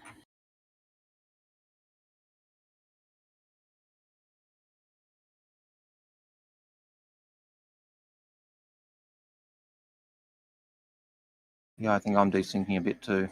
Yeah, on my screen, your guns and... Oh, no, there we go. Now you're near him. There we go. Oh, shit! What the fuck? Yeah, I don't know. Was there another ship that I was totally ignoring? I have no idea. Yeah, it's very hard to play this game. Hard way. So my friend started... Yeah, we answered that one. Joshua Lowry, question. What role do you think reputation will play in purchasing specialty ships such as the A2? Reputation is going to be huge. Absolutely huge. All the alien ships behind rep walls. All the origin ships behind rep walls. You know, things like the Sentinel, specialty ships, all behind rep walls. 100%. Rep is huge. Go look up Freelancer. The single player Squadron 42 is Wing Commander. The multiplayer is Freelancer that he never got to finish. That in a nutshell. And that game was rep heavy as shit. I'm getting really bad interjections. Yep. Cookie Man asks, I don't know whether you're ready for this one. Should I upgrade or keep the Odyssey? Do you I tell own myself it may be a cool ship. Do you own any of the 3 other ships? So do you own a Polaris, Carrack, or an Orion? Because if you've got the others, then you're probably better off getting, like, so say you owned an Orion, you'd be better off getting a Carrack or a Polaris, because you've already got some of the functionality of that. So just get the others. So I kind of need to know what ships you have to answer that properly. Would you agree with that, Algared? But if you don't have a big ship, the Odyssey does kind of a bit of everything. Yeah, look, if you don't have a Polaris or an Invader, look, like you said, then an Odyssey, because it does do a bit of everything, could be the ship for you. And in that sense, it could be the Carrack killer or the Polaris killer or whatever killer. But the downside of it is it's not necessarily a combat-y type. Yeah, I'd still personally lean towards the different. Yeah. And I'd have to know. That's I still view the Odyssey as the ship that cured me of Pokemon syndrome. yeah. So It says a lot, and Algared has everything. So that's it. so it cured me of Pokemon syndrome. So you can do with that what you will. Don't worry, the next ship that come along, he'll have it right back. Don't worry. Folks. That's right. Well, no, I survived the steal as well. It was like COVID-19 vaccination. The Odyssey for me was the first jab. The steal was the second jab. Problem is if I need a booster shot. So. This is a simple one. I'll let you answer this one, Algared. If you have a Starfarer, go Gemini or go base. Gemini. Yep. Bigger guns, better armor. Yeah. Option to have missile pod or a fuel scoop. The weird thing is, in game, it costs less. But the thing is, when you buy it as a player, you actually get given all the stuff from the regular Starfarer. So they give you the 2 refineries, they give you the fuel scoop. So it's kind of like having a buck or something like that. So it has all the different accessories. Where when you buy it in game, it just comes with no refineries, and that's why the Gemini is cheaper, because it substitutes armor and better engines to lose the thing. But if you buy it yourself, it comes with the scoop and the refineries. And the way, I guess the thing here that we've concluded with the way armor will work is it physically doesn't change the look of the ship really. It basically just makes the ship heavier. So when you go to take off planet, it's harder to get off planet. That's basically so the Gemini is probably more locked to space, but it's got more armor and stuff like that. So the Gemini is the better one to go for.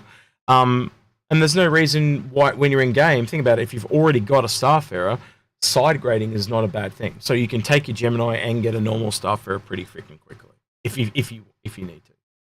Coolio167 asks, what small ship would be great paired with a BMM? Not a Scorpius, because I like it, and it's a combat ship. But I'm curious what you would pair with it besides. Oh, and then I was going to say, you're an idiot. It's a defender, but he said besides a defender. Algared? Whatever ship that I like that fits. If it's beside the defender, it doesn't matter. Whatever ship that you like that fits. Pad 1. We're not going back in the Hurricane. What are we going in? We're going in the Hurricane. Mine's specially outfitted though. All right, are you flying and I'm shooting? Wait, oh no, that's all right. I'll fly. You can shoot. All right. I don't know what's on it. What'd you say? Pad 1. All right, I'll come down. 1. We'll do yours. It's fine. I'll shoot. It's maybe gonna be we won't die this probably time. stock standard, but that's okay. That's fine. No, the turrets are fine in the stock standard on the turret. And I lost my track of where I was up to. God damn. I just thought that it saves you expediting the ship.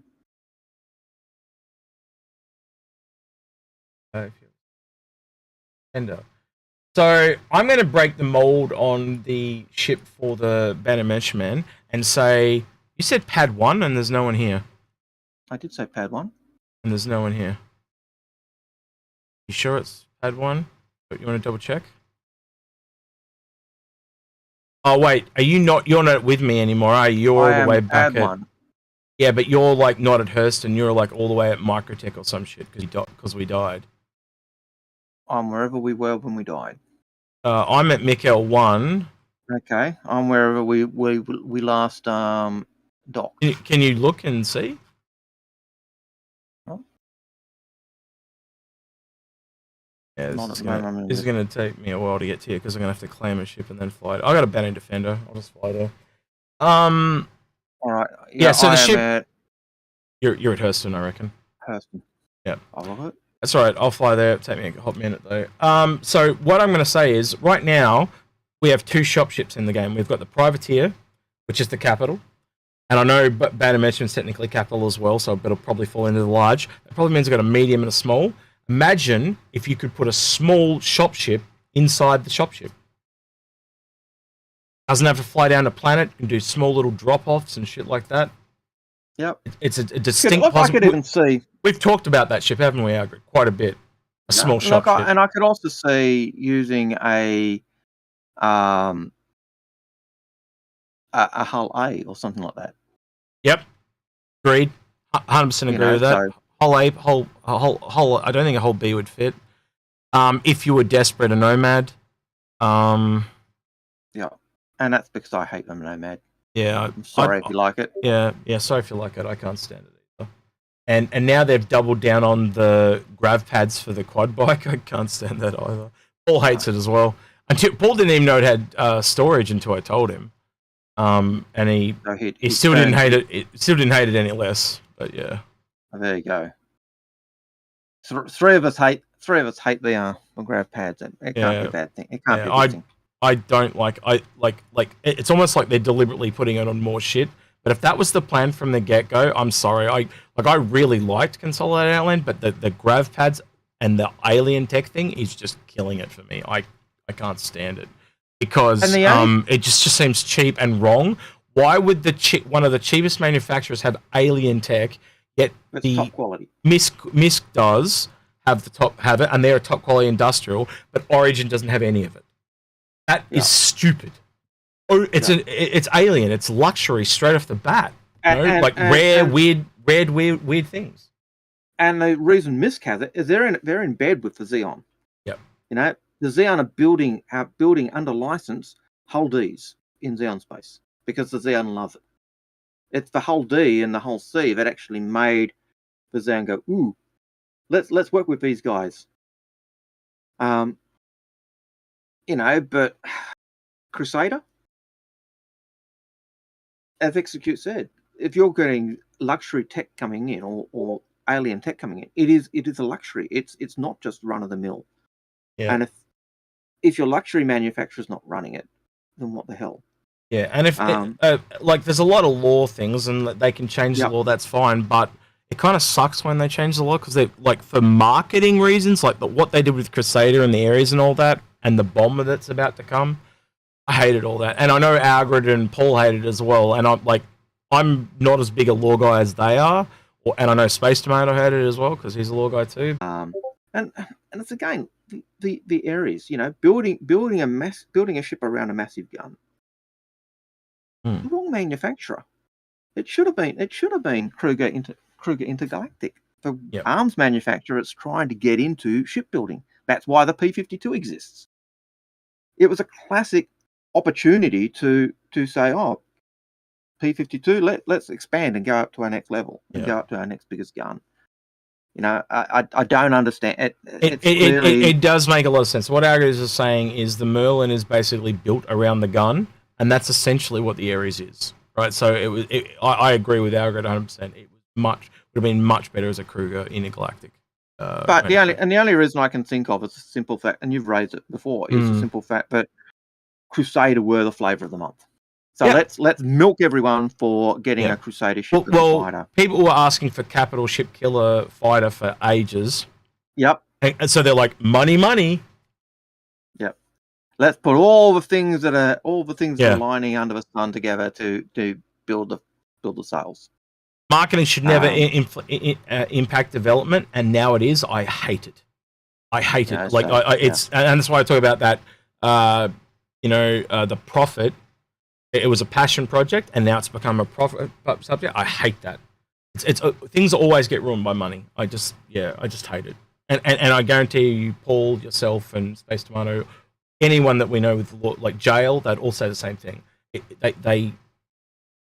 It's taken a lot of the passion out of it. Yeah. I'm going to move on, though, because I don't want to be too negative. But Shadow Girl asks, question, do you think the Apollo Medivac is worth pledging for? Yes. Yep. But with a caveat, $75 more, and you can get an Endeavour, which does the same thing, and it'll probably give you that as a loaner when it comes out. And we know the Endeavour is going to go up in price. So you could use the Endeavour to get yourself a Medivac pretty quickly in-game. So the Medivac is good, but if you're thinking long-term, here's what I'd say, and you Algared will agree with me on this, I'm pretty sure. Get the Medivac, but pick yourself up a CCU chain from that to the Endeavour. And so you can play the Medivac while it's out, and then when the Endeavour comes out, you apply the CCUs, bang, you got your Endeavour, and you can play that instead. You'd agree with that, yeah? Yeah, if you're looking at it down that line. And if you can't afford that, and you can only afford a Medivac, and you don't want to put, you're not looking at Warbond CCUing or other stuff, then the Medivac's a good ship. It's Real quick, Algared, before this fucks off. I only just realised the other day the Banu Merchantman's going to have the same warp effect as this. That's going to be awesome. I know I'm probably slow on the uptake on that, right? But it was just like a click. I went, oh wait, it's going to have the same cool one. It's going to have the cool green effect. And I'm sorry that I am going through warp with you at the moment. With me? According to your game screen, I'm just. Oh.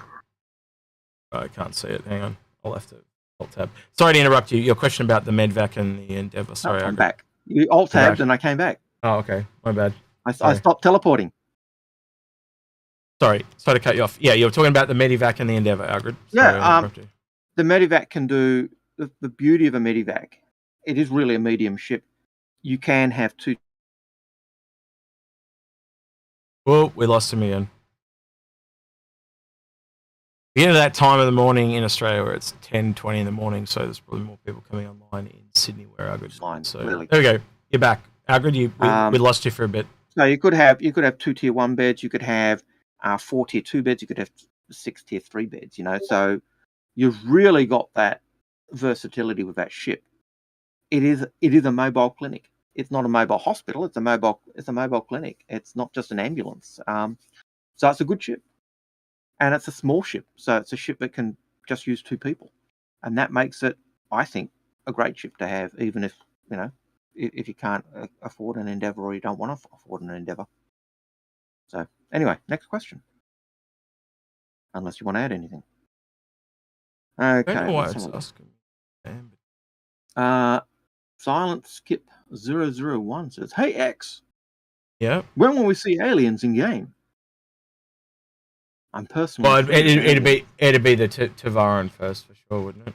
And he says, "I'm personally afraid of aliens in real life due to some personal issues." Why is he asking me? Why is he asking me that? You're the law guy out of the two of us. You're the crazy one. Oh, right. Alien. No, I think there's definitely alien life out there in the real universe, but we just it's such a big place. But in game, I think we'd see the Tavaran first, and I reckon it would be in Squadron 42. There's definitely going to be aliens in Squadron 42. We know the Zion are in there from some of the missions, so you'll definitely see Zion or Tavaran and Vandal, obviously, in Squadron 42. So that'll be the first place, I think. Yeah, look, I think the first playable race will be Tavaran. Because they're part of the UEE, they're conquered. You don't even have to think about new government system. It's just, and they're basically human-sized. Now, originally, when you saw them, the Xeon was taller than us, the Banu were taller than us. In fact, that was one of the reasons they gave for having to put the Banu back into design. But the doors were all the wrong size. They were human-sized, not Banu-sized. Just to answer this question here really quickly, Puppet Master, can you send a link to Switchblades or the CCU chain guide from AIE last year, and that'll answer that question. Sorry to interrupt. I could keep going. And the Vandal were taller than us. Now they seem a lot closer. But at one point it was you couldn't capture a Vandal scythe and fly it out because you wouldn't fit. And now I'm not sure how much that is. So, or how true that is. So, it does change the way we'll look at things.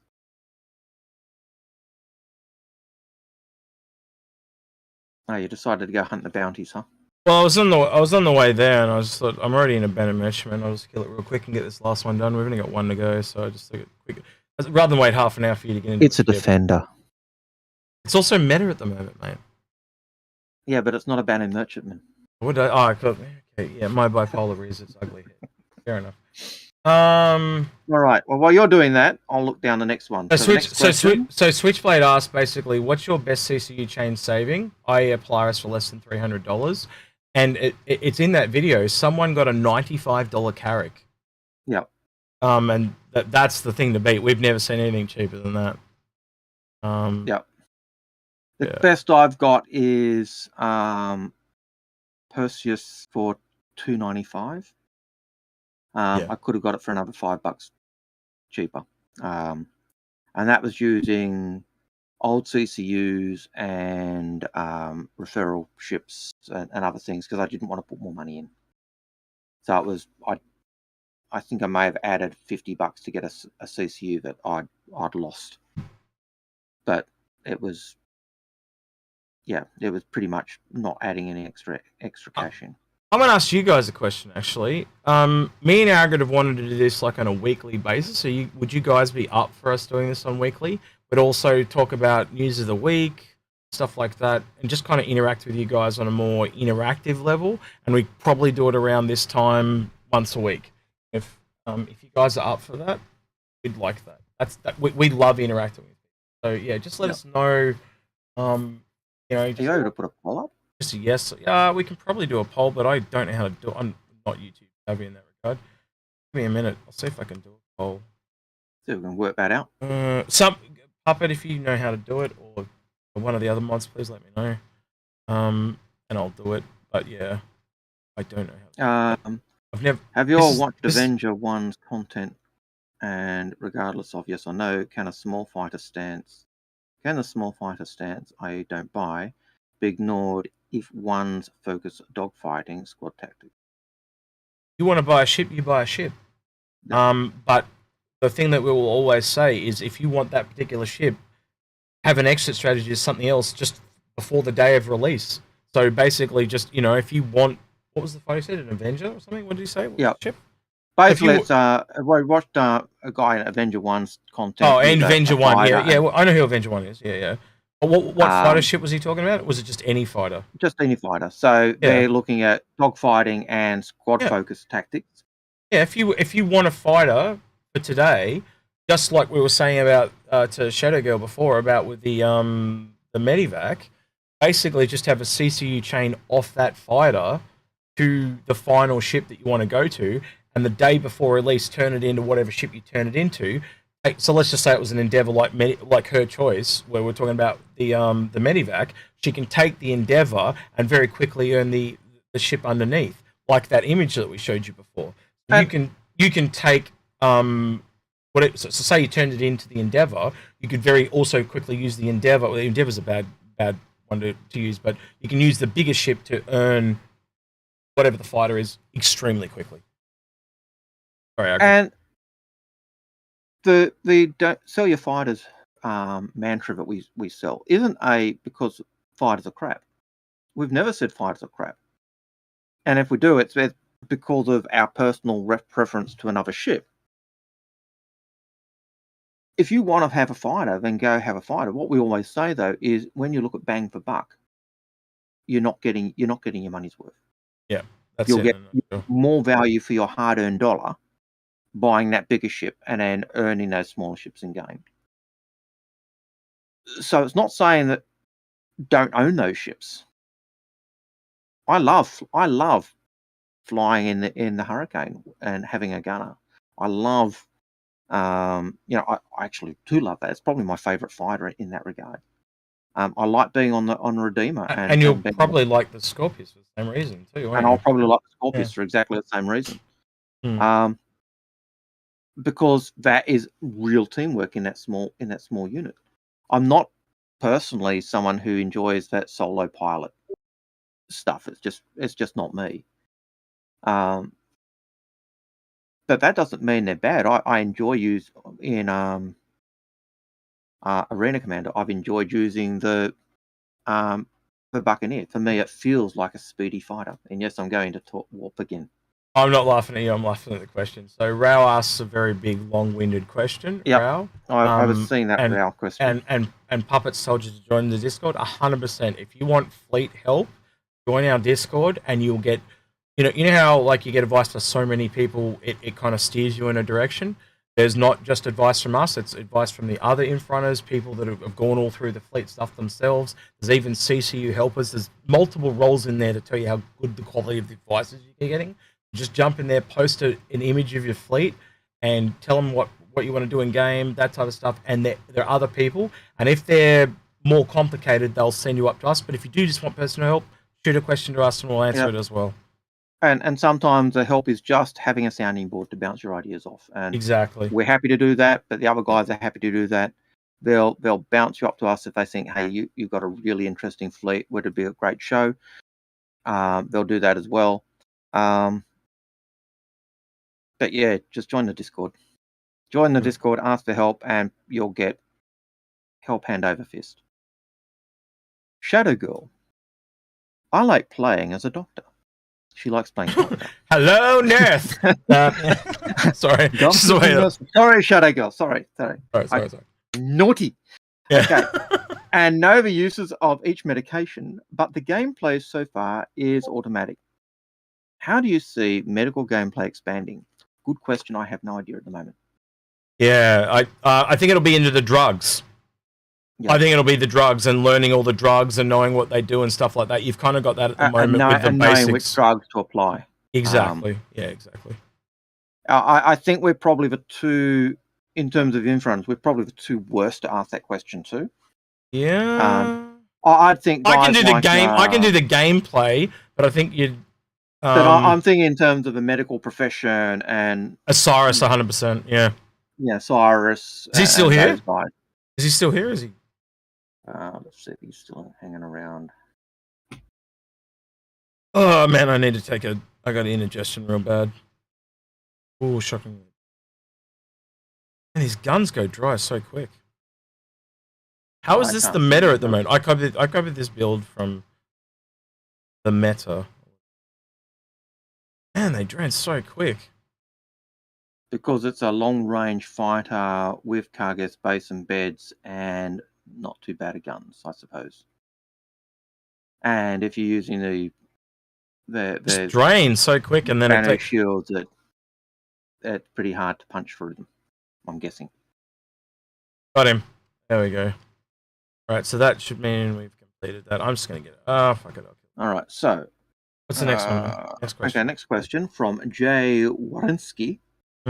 Says, which cash grab was worse, Odyssey or Cutty Steel? Cutty Steel. Without a shadow of a doubt. It was even in the name. Steel. Yeah. Steel.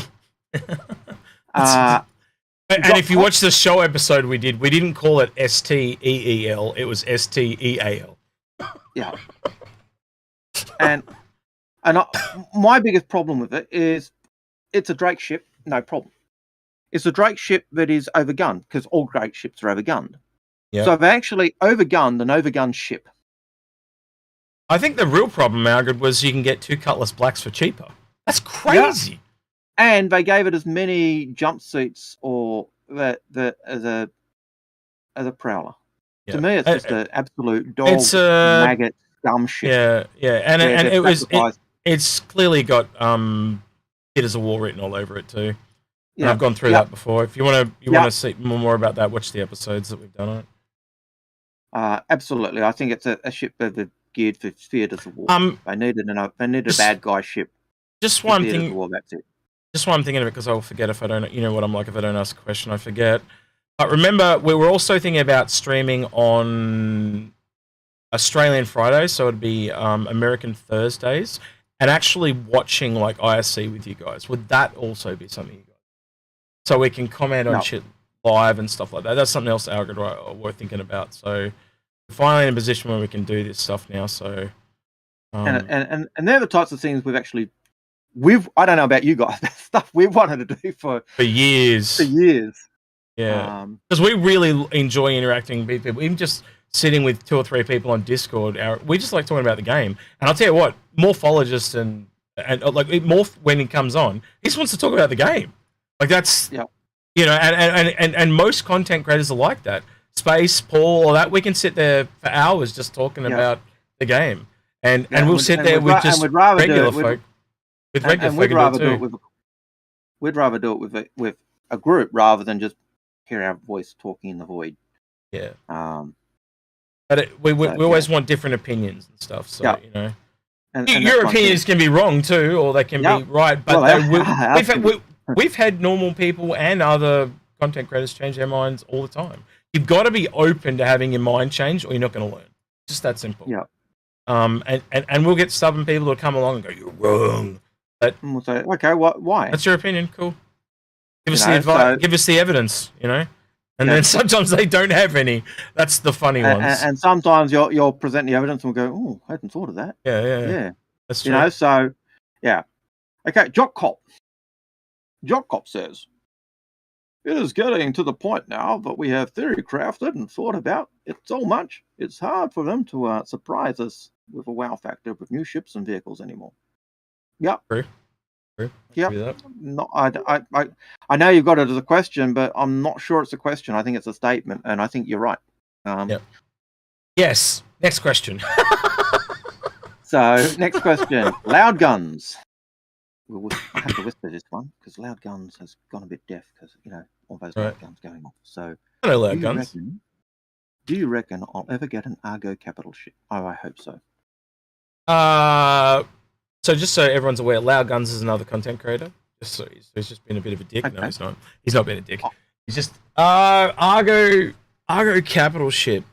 I don't know. I don't know the lore like you, Algared, but I lean towards it's the medium tier industrial. I would love one. I'm not sure it fits with their lore. I think you'd be more likely to get a large, so Reclaimer, Crucible type thing. Algared, I'll chuck this at you. The landminer. Yeah, look, I could the see landminer. Yeah, I could. Wait, we got the mole though. If it was a capital ship, it'd be some form of hauling ship, I think, because their bread and butter was originally the land rail. So the mass transport system we see on Mars, that's Argo. Algared, I'm sorry, I got to interrupt. I'm just running through that. So you know how we've got MISC. We've got Argo and we've got Origin. Go through the industrial manufacturers. MISC. It's either Consolidated Outland or Drake. That ground miner has to be Drake or Consolidated Outland. There's no one else it can be, unless they do a double up, which they have done before. But yeah, wow, I didn't even think of that. So we could be getting a Drake miner or a Sinu miner. It's a Drake salvage ship. Because that fits with their lore. They're on the. But we've already got the Vulture. We've already got the salvage. Yeah, we have seen double ups before, but they're a lot rarer. So yeah, I'd lean towards Consolidated because it's on the land. You know, that kind of the whole nomadic, the fringe frontier. It would certainly tie in with. Yeah. It would certainly be a ship that could pair with, say, the base building. Yep, that makes a lot of sense to me as well. But do they have the same synergy that Drake do? Like all Drake ships line up with each other. So when I look at that, I don't see mining lining up with the pirate aesthetic, but I do see salvage lining up with the pirate aesthetic. Does the Nomad line up with the Pioneer? Does the Mustang line up with the? I don't think they line up with anyone. They're just. No, So what I'm saying is the Drake ones, they've actually proven they kind of all coherently work together. They've actually stated that several times, where most ship manufacturers are just all random. But that's Consolidated just doesn't do that. They don't match. They're all over the shop. But I'd like to see an Argo capital ship. I don't think it makes sense in terms of a lore. And if it was, I think it'd be some form of mass hauler. But besides things like the mole, what it looks like at the moment is they're the ships that run around the port. So they, the tugboat, the little repair vehicle, the unloader ship. They've got a tie to the port. The one exception is the mole. So they may have ones that break outside that, but detecting what they are makes it harder because all the others are tied to the port. So. Theoretically, but you got to look at them as an industrial manufacturer and look at their history as well. And that to me just says, as much as I'd like it, I don't see it. They could do a salvage though. I would give them that. We've got the Reclaimer. There's 2 salvage ships missing. So I'd give him a salvage. I could see Argo doing a salvage because that kind of ties in with that repairing and stuff. Or I could see him doing a repair ship. Yeah, I could. Which is kind of the SRV. Yeah, and the other ones, the repair. Yeah, 100% a repair ship from. Yeah, I could see that without even blinking. Yeah, you're right. Salvage or repair is most likely what you're going to get from Argo. Would it be a capital Yeah. ship? That was the question. Not a capital though. And No. I'd love it, but I don't see it. Yeah, I just don't see a big capital. Sorry, buddy. Okay, Walther 007, license Yeah. to kill. I just added that because it's 007. Yeah. Do you think they are missing subcapital components? So most capital, large capital. All why are the capital, Bengal shields as big as a whole D? All capital components have been bespoke. They're bespoke to the ship. Yep. Right. So look at the 890 jump. Its engines are custom.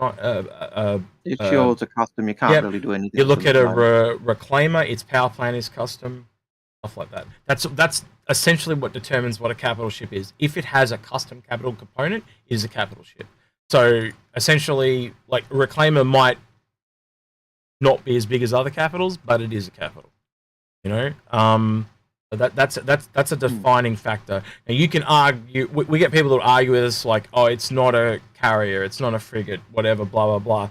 I don't care what you think it is. That's the metrics that they've used, that CIG has used to dictate all the different things. And at the end of the day, that's what they use. Yeah, it's what they say goes, not what you think it should be. Yeah. So, yeah, I think that's it. No more to really say on that one. All right, what's the next one? Okay, next one was we will be wrapping up the stream in 19 minutes because I was meant to be in bed 40 minutes. So yeah. Okay, Machine. Yep. That puts it a 4-hour stream almost. Wait, what are we up to? Yep. 3 hours and Machine. And we've got another half a dozen questions here at least. Yeah, so Machine says, I have a Kraken Privateer, Carrack, Vulture, a Vulcan, Raft, Terrapin, Glaive, Nox, Cyclone. Am I missing a solid daily driver? Maybe a Terrapin. Should I see if a revised variant for cargo of 2 beds? I suggest go to our Discord, go to our Fix My Fleet channel, and ask. You got too many small ships, though. I'll tell you that right now. Consolidate up. Yeah. Consolidate. 100% up. Certainly get rid of a Glaive, a Nox, and a Cyclone, in my opinion. There's a Glaive. Oh, ouch. Yeah. If it was a Scythe, I'd be saying, yeah, hang on to that. But yeah, Glaive, you've got 2 of them. You guys got to pressure Algared to gift me one of them. I can't gift you any of them. Hey, you can contact one's concierge. One's in my pack, and they'll give it to me. And one is a 0. Contact concierge, and they'll give it to me. You could be my friend forever. If not.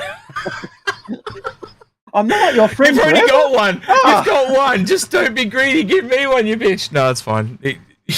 I always tease him about it. Don't worry. He does. He's a bastard. Yeah. Okay. So yeah, my suggest there for the for that ship would be get rid of the small ones. I've got. I'm laughing at the last question that somebody just asked. Great lobster win. Yeah. Okay, so you're missing a solid daily driver. You probably are, but go to our Discord and ask, and the guys will help you sort that out. And again, you can reach out to us on Discord.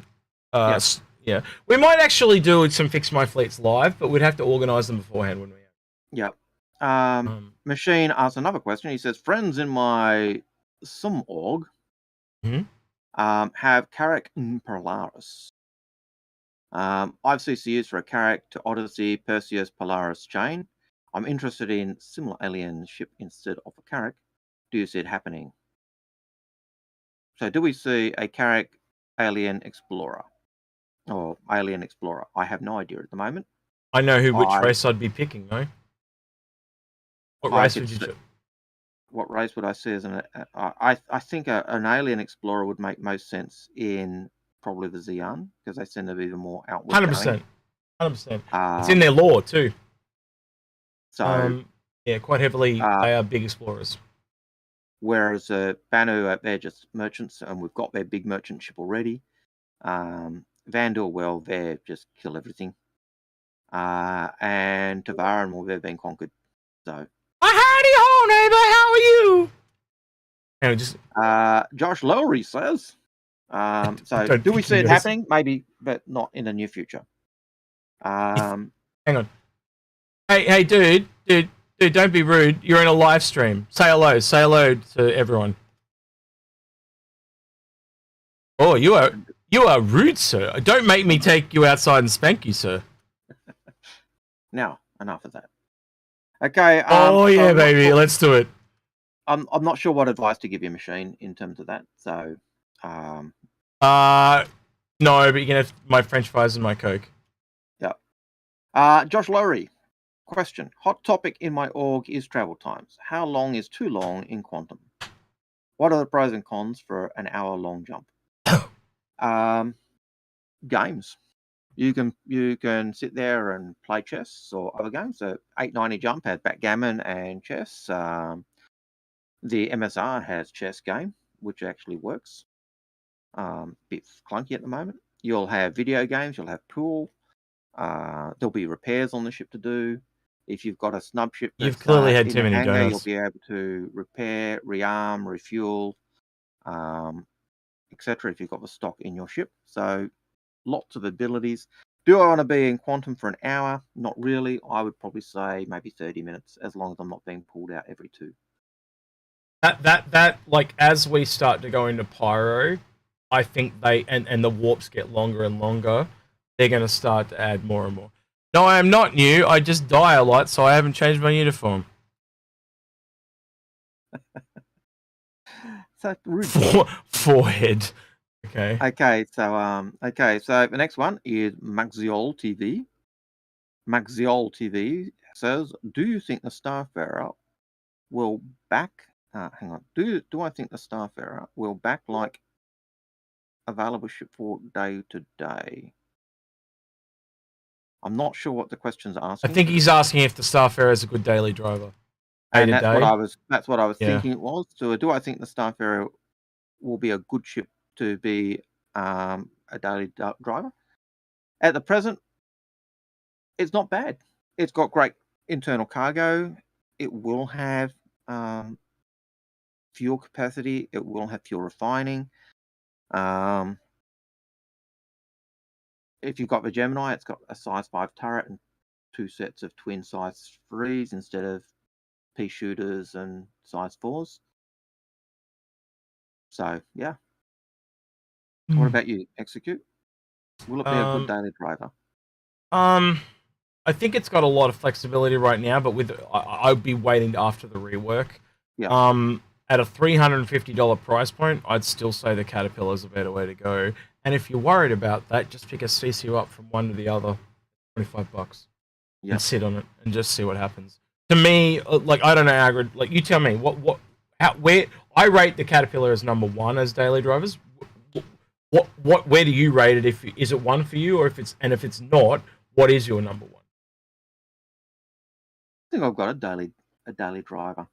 Like any Caterpillar size, you know, Carrack, Connie, Caterpillar, any of those types of ships, because I've got so many of them, I feel like driving this one today. So for me, it's not really a daily driver. Carrack is not really Carrack can be a daily driver, but it's a very expensive daily driver. But yeah, I know what you mean. Yeah. When you're spoiled for choice. Yeah. If you let's refocus it then to how he put it, because you got the Starfarer, and it's obviously an industrial daily driver. Let's look at the other industrial daily drivers that we do. So for me, it's the 3 big industrial ones are the ones that can grab straight out of the game. That would be the Orion, the Reclaimer, and the Starfarer. Yep. And I think all 3 of those have got economic merits, and I own all 3 of them, as it does. And maybe the Crucible in that.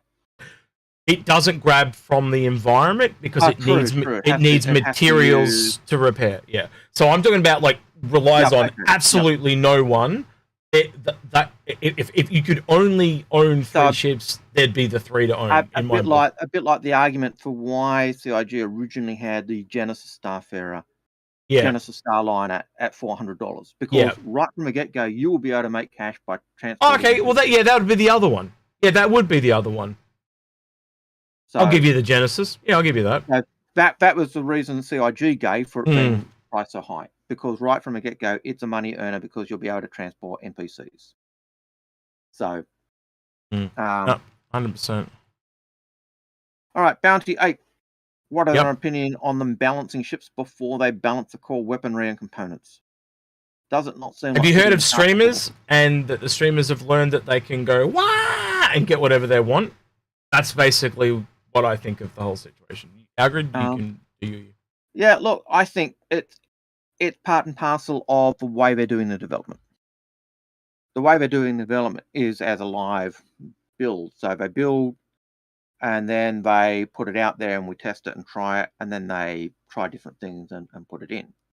If they were just doing it as a closed shop, they'd do whatever they wanted and balance it. Because they're doing it as a live game for us to play as well, they have to try and make it fun. And so if a certain ship is just totally unbalanced and is just Ares in the Redeemer everything, recently, then you need to yank it back so that it's actually working within the environment that's there at the moment, until such a time as you're able to expand it out. So I think it's not necessarily putting the cart before the horse. It's a matter of the horse being hitched to the cart. how long have we said Algared like they'll be constantly rebalancing all the way to release? We've said that so well. I don't know how much it's on shows, but to each other we say it all the time. Well, look, if you look at Lord of the Rings Online or any other MMO, almost every second or third patch, they've realigned the ships and they've realigned the character classes or the abilities and tweaked them and this is no different. This will be no different when it comes out. At the moment, we've got the advantage that things that we're seeing in game are not set in stone because there are so many components that aren't in. It's just there so we can play and test things for them. The PU at the moment is a pretty light distraction. Why they make quite frankly, and streamers getting them to fix stuff now so they can play it and be entertained while they do it. That's the thing that's slowing down getting Squadron 42. Quite frankly, Okay, I bet you. I'll put it this way: if everyone could just like time travel 2 years in the future, so Star Citizen was finished, I think everyone would do that because it's just bang done, right? But we can't, and would find that nothing was like what it is now. Yeah, 100%. Like if I went to Lord of the Rings Online or Dark Age of Camelot and played those back from when they were at the beginning, and then zip forward 2 years to what they were 2 years later, total different gameplay. Yeah. Anyway, and it'll be much more drastic than the glacial stuff we're seeing right now because they're not really working on this. And I was playing with a guy the other day and went through all the stuff with him that had changed in the last 2 years because he'd been gone for 2 years. And I guarantee you, like once Squadron 42 comes out, as I said, I almost think in the first 12 months, what we've seen in the last 5 years, you'll see that in more. You will see more than that in a year, 100%. All right, next question, Algared. Sorry. All right, next one. I'm just making sure I haven't missed any because I think I have. Right. Stitchblade says, "Do we say his name is Stitchblades or Switchblades?" Initially, when I saw his name, I did think of it Switchblades, but I read it as Stitchblades, so Stitchblades it is. Done that one. Veritan P, and we'll do these last.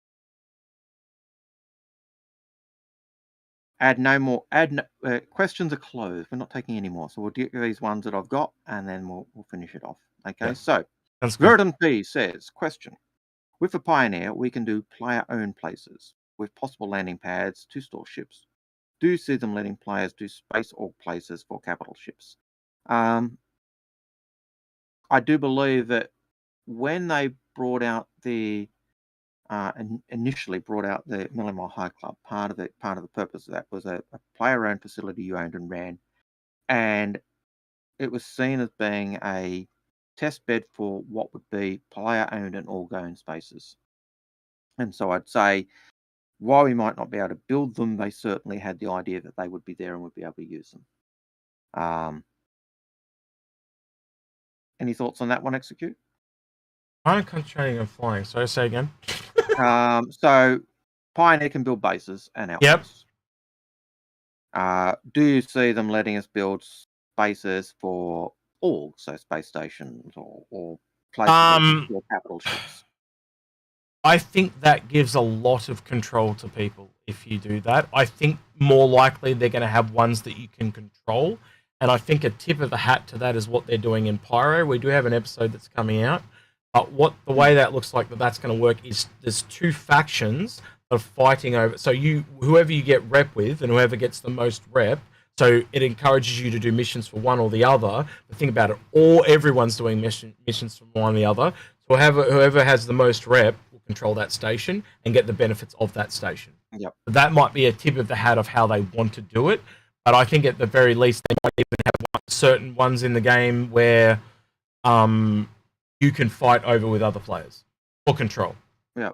And there might be different ways, like through rep or whatever. So if you are with Gang A or Gang B, if Gang A has the most rep, they may let you control that station for them because you're with them. Essentially. But they don't run it, you run it for them. That makes sense. Yeah.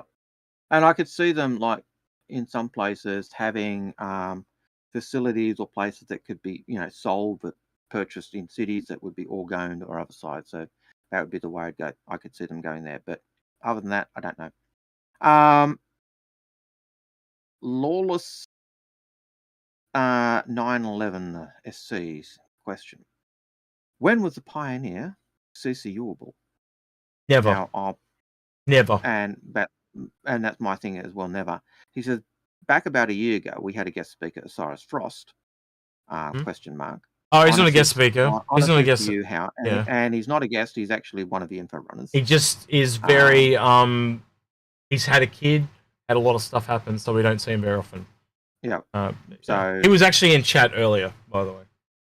Anyway, and on the CCU how-to guide, he had a Pioneer as one of the goal ships on his spreadsheet of CCU chains.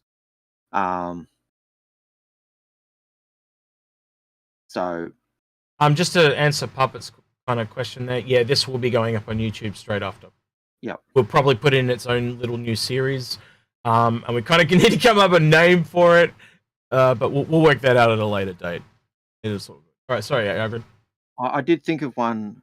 Info line was one I was thinking of. Oh, that's not bad. The info line. Hey, in the comments of this video, if you're watching, a name for this. And also, would you like us to keep doing this every week? And would you like us to keep doing this on Fridays where we'll watch the Inside Star Citizen with you and stuff like that? So let us know your thoughts. Yeah, Influence pretty good though. How did you come up with that? Who did you steal that from? Because you don't usually come up with good ideas. I was thinking, the council and other things, and I thought, we're really doing phone lines. It's really people calling in. Yeah, and I thought, info line. That's actually pretty good. Actually, I do like that. All right, so Lawless, to pick up Lawless's question, I've never thought the Pioneer was CCUable. Execute didn't think that. It's never been. I can tell you, it never has been. I'm pretty certain that if he had it there, it was a goal ship on his of ships he wanted, but I couldn't tell you how or why he was looking at it. I can tell you for a fact he picked it up last sale. He bought it, so he basically bought a Kraken, melded it, got all the credits, and he used it to go through and buy every single ship. So he got one through credit. I know that for a fact because he told me that last Invictus, AIE anniversary sale. So yeah, that's how he. So I think it was on that sheet. My guess would be because he knew it wasn't a CCUable ship, because we've always known that. That it was a ship that he wanted, and he was. My plan is to get there, and I'll get there by buying this ship and then melting and buying it when it's available. That would be my guess, but you'd have to ask him because I'm not him. Shadow Girl said, question: do you think hacking will bring data running with it? And if not, when? Do you imagine we might finally see data running? I own an MSR. Well, I pity you for owning an MSR. Look, MSR is a great ship. It's kind of a conny competitor. It is the Millennium Falcon of Star Citizen. Do I think we'll see data running with hacking? Possibly. I would imagine you'd see data running with science where you're scanning things as well. I would imagine you'd see data running where you're doing where a carrot's gone in and surveyed a planet and it's got all its data. So it's any of that type of gameplay that comes in. What ship is this? Sorry, specifically with data the running. The question was, do you think hacking will bring data running? Oh, and if not, when? And do you? I think the first version of hacking will be like doors and locks. Yeah, but and removing crime stats. Sorry, But the question is really, Yep. when is data running coming, and what is data running tied to? Is how I interpret that question. I think it'll come along the lines of scanning and finding stuff. So basically, finding ships that you could sell to pirates or whatever, finding mineral deposits to sell to people. But yeah, that'll be the first versions of it. So it's tied with data running is tied to the ability of, you know, a character find info or a telescope to pick up info, or a new discovery in a lab, or any of those types of things. Because the way the game works is not just by automatic sending of info; it's actually got to be sent, and that's why we've got common rights. I think you would agree with this, Algared. Exploration is very tied to data. Yeah. So say a carrot comes back and it's got a heap of data, it could sell it off to an MSR. As an example. Ship that's the fastest to get the data will be the one that gets it. You know, if you find a really good place that you want to put down your settlement and you want to claim it, you've actually got to put down your pad and then race that data off to the claims court so you can actually have it legalized. If someone else comes and puts their claim marker next to yours and beats you there, they get it, you don't. So data running, I think that's where the type of thing data running will come in with. Yes, pirates could be so sneaky there and sell it to multiple people. Ooh. You know, I think data running and hacking will be tied at some point, but data running is a lot more than just hacking. Hacking's just a so hacking, I think the big hacking stuff will start with things like the Sentinel and stuff like that, with like e-warfare. But the initial start of hacking, I think, will just be removing crime stats and doors and locks and stuff like that. And you kind of maybe even hacking feed so you can get your crime stats down. So. Maybe hacking into ships, into into them and steal them. That could be another thing too. Yeah, so I don't see data running necessarily being tied with hacking. And I see it coming with everything else. It would be on a ship like the Herald, where the Herald is stealing data from other ships. The ironic funny thing is, it's probably going to be stealing it from other Heralds and the MSR, but also the Herald can also be used for data collection, not just hacking. So they are linked. Yep. But let's be honest, every system in the game is linked. Yep. So you're asking a very loaded question. And their loaded question was because they own an MSR, which I said, I'm sorry you own an MSR, but no. But it is a good ship. Only because I ruined it. It is a good ship. It's just it just has problems.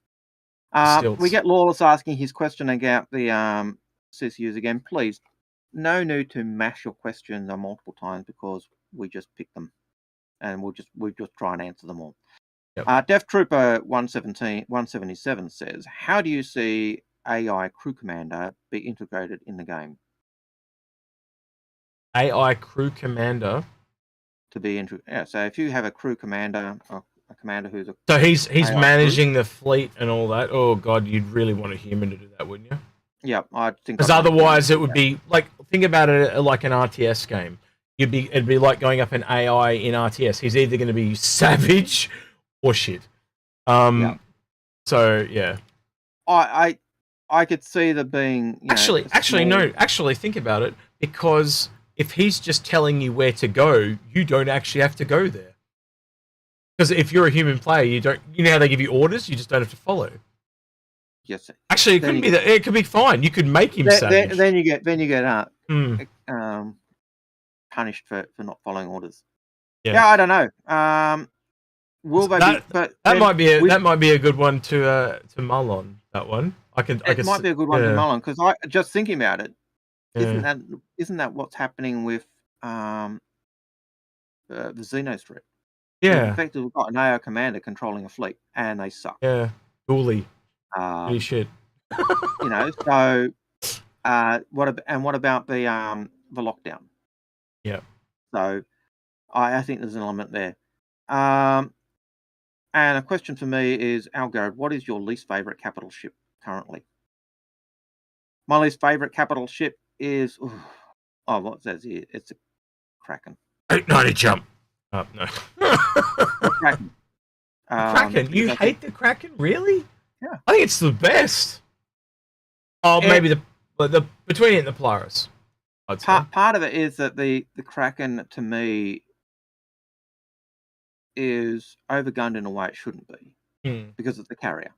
Yep. So it shouldn't have ship-to-ship weapons. It should be festooned with lots of AI guns and small anti-fighter guns or anti-missile guns. It shouldn't be ship-to-ship guns. Now I know Osiris has argued that, hey, if you've got the privateer, you need that big gun because you're saying to everyone, hey, come to my market, and you're using your pads, which would normally be for your fighter defense and everything else, for your customers. So you need some big gun to anyone who's trying to give you grief to say, bugger off or I'm going to hurt you. You might kill me, but I'm going to give you a bloody nose and make it not worth your while. But to me, it just doesn't feel like it fits. So that for me is why. But in terms of the versatility of the ship and what the ship can do, it's a great ship. But that my least favorite capital ship. It's not going to be the BMM. It's not going to be the Javelin. Probably is a quick second because it requires such a big crew. So it's an all grade ship. It's not me going out with my mates. If all the Inforunners and a few friends got on, we would not be able to effectively crew a Javelin. I don't think we'd need 40 odd people, and that's your massive group raid thing. That's your org mate. That's your Zerg, and so Javelins are niche in that regard, and so because of that it would be one of my least favorites. 100%. Oh, and I even kind of question that with the Idris too, because the Idris can hold up to 85 crew. I think they said 85 crew on the Idris at last count, and they put 85 on the Idris so that it didn't look empty. Yeah, and I think the minimum crew is like 20 something. I'd have to look into it again, but I know the Kraken is 10. So yeah. Kishkin. Here's the last question we've got, and he said, if they make a Devaran capital ship, what kind of capital do you want to see? Carrier, corvette, or frigate? Was that Tevaran? Did you say Tevaran? Yep, Tevaran. And he wants a Tevaran capital ship. Tevaran capital ship. Carrier, corvette, or frigate? Everything we've got so far from the Tevaran has been a warship. They're fighters, bird-like fighters. In law, they do have carriers, they do have corvettes, they do have frigates. But I'm saying they're combat heavy. Is what I'm saying. So we're more likely to see a combat ship. So what capital ship would we see? What would be the capital ship we'd see? Would you see them being primarily a carrier ship, which would make sense for their fighters? Actually, that could be kind of cool. That could actually be kind of cool, couldn't it? Like the medium carrier from the Tevaran. Yeah, look, a carrier would make sense because you've got. And it's Algared. It's called the Nest. The Nest, yeah. The Nest. Because you've got. I've come home to roost in the nest. Or the roost. Oh, the roost. But the Nest works too. Yeah, you get me. Or the Aviary. What do we call it? The Aviary. That would be our call sign for it. Yeah, the Aviary. Would never call it the Aviary. But a carrier makes sense because you've got the place for the Talons, so the Talons launch from it. It would also be a place where your Prowler launched from.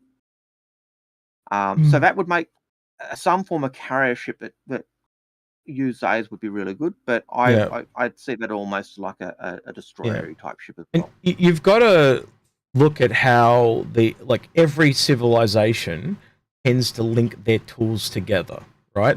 So you got to look at how the Vandal ships work together. You got to look at how the Zion ships work together. Banner, Merchantman, the Defender. Really simple example. So the Tevaran would kind of do the same thing, and you could see how the Tevaran fighter would escort the Prowler. You can see that. And And the other thing would be, are you looking at pre-Tavaran War or second Tavaran War? Because they changed their tactics after the first Tavaran War because we'd appropriated most of their tech. Yep. So, what, you know, Can you imagine? Where are you going? Sorry, I just had a real thought. The cool thing about a really big carrier like that is because of their shields, you could actually have ones where you like the whole sides just are open and you fly right in through the shields. Yeah, that could be mad. Oh wow, that's a thought, isn't it? Wow, I didn't think of that until just then. Yep. And that is our last question. I'm going to answer one more. Apple Crow in there, considering the start of Pyro, do you think Starfarer would be more of a target or an unspoken don't mess with them because it blah blah blah? It's situational, dude. Are they your enemy? Are they your friend? Are they someone that are going to be nice to you? That's it could be all over the place there. There's so many unknowns there. And if you shoot at a Starfarer, it could go boom. Yep. And big boom. Big bad boom. The other one, the better way to look at it is, do you fly up to a Starfarer and a pirate and go, give me some fuel and I won't blow you up? And they're like, no, I'm not going to give you any fuel because you'll just blow me up after I give you the fuel. Now we've got a mind fuck. I think of that one. Leave me alone or I'm going to self-destruct and blow us all up. Yeah, or they'll blow you up anyway because you won't give them fuel. Pirate, so. I'll give you fuel. Self-destruct while they're still attached. Oh, I killed you. I'm sorry, pirate. All right, so I'm going to wrap it up as we normally do. If you like this type of content, leave a like. If you like, subscribe, that type of thing. Want to go extra mile on Patreon? We would love you to go the extra mile on Patreon, or if you want to.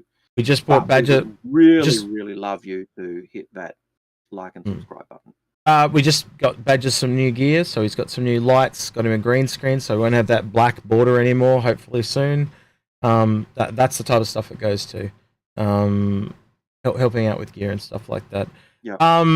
Again, join the. Our latest gear did arrive. I've got to show our latest. Oh god, this is funny. Yeah. Here's our latest gear. It's a lovely box for some some lights,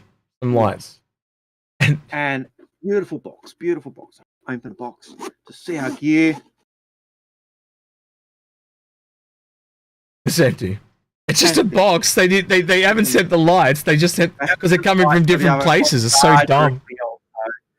So Algared's got 4 empty boxes with nothing. 4 empty boxes with nothing in them. The other thing I'll say real quick before we sign off is definitely if you want help with the place to get help with fleets and stuff is the Discord. And we have a fairly big Discord for this. Like compared to the size of our channel, our Discord is very large, right? It rivals that of some of the bigger content creators. So yeah, if you definitely want some help, jump on there and you'll meet very excellent like-minded people. I think we've only ever had to ban like 2 people ever. So the community is very good. If you're in there and you want Execute I or one of the Inforunners to answer you directly, you add us and we'll send the message and we'll try and get in touch with you. Yeah. Don't start fights in text. Big pro thing. Do it in voice. We don't know the answers to that. Well, you know, if you ask me a question, I don't know the answer, and you've pinned me, I'll pass it on to one of the guys who I think will know the answer. And there's lots of professionals there you can ask, like the geologist guy we talked about today, Tecton. There are lots of military people in there. I know Shadow Girl was talking about doctors and stuff. There's actually a guy in there that's a surgeon. There's multiple nurses and doctors in there as well. So if you're really into that medical gameplay, Shadow Girl, get some professionals up in there. There's actually Frost is combat, wasn't he? Combat medic, yep, combat medic. And there's a few other guys who have done that type of stuff as well in the channel who Ask a Professional. Ask a Professional is the name of the channel, I believe. Let me just double check real quick. I believe that it's questions for professionals, and then it breaks down into different ones. So what they do is it's kind of like an FAQ. So if you ask a question that they really like, they will then answer it in their particular channel and at you. And basically, so over time, we're getting this big FAQ of all these really cool questions that people want to know. So, yeah. All right. Well, with that then, like, subscribe, all that stuff. He's been Algared. I've been Execute, and we'll hope to catch you on Friday. Me and Algared have to organise that for Friday, but it'll probably be around. Yep. And if Next week. if they delay IISC, then we may just let it slip and we'll watch it on the Monday. So worst case scenario, we'll do at least one live stream a week. That's what we're Not the Monday. Monday is no good for me because that's US. US. our Okay. Tuesday. Yes, sir. Yeah. We're okay, tailoring yeah. to most of the audience. Sorry. Yeah. All right. All right, everyone. Have a good one. Thanks for joining us on the stream. Take care. We're out of here. See you next See you time. next week. Hey, Algared, we could have rated. I don't know how to rate on YouTube. I don't know how to rate. Yeah, we should have rated. Don't know how to do that on YouTube. All right. Can you do it on YouTube? All right. Bye, everyone. Au revoir.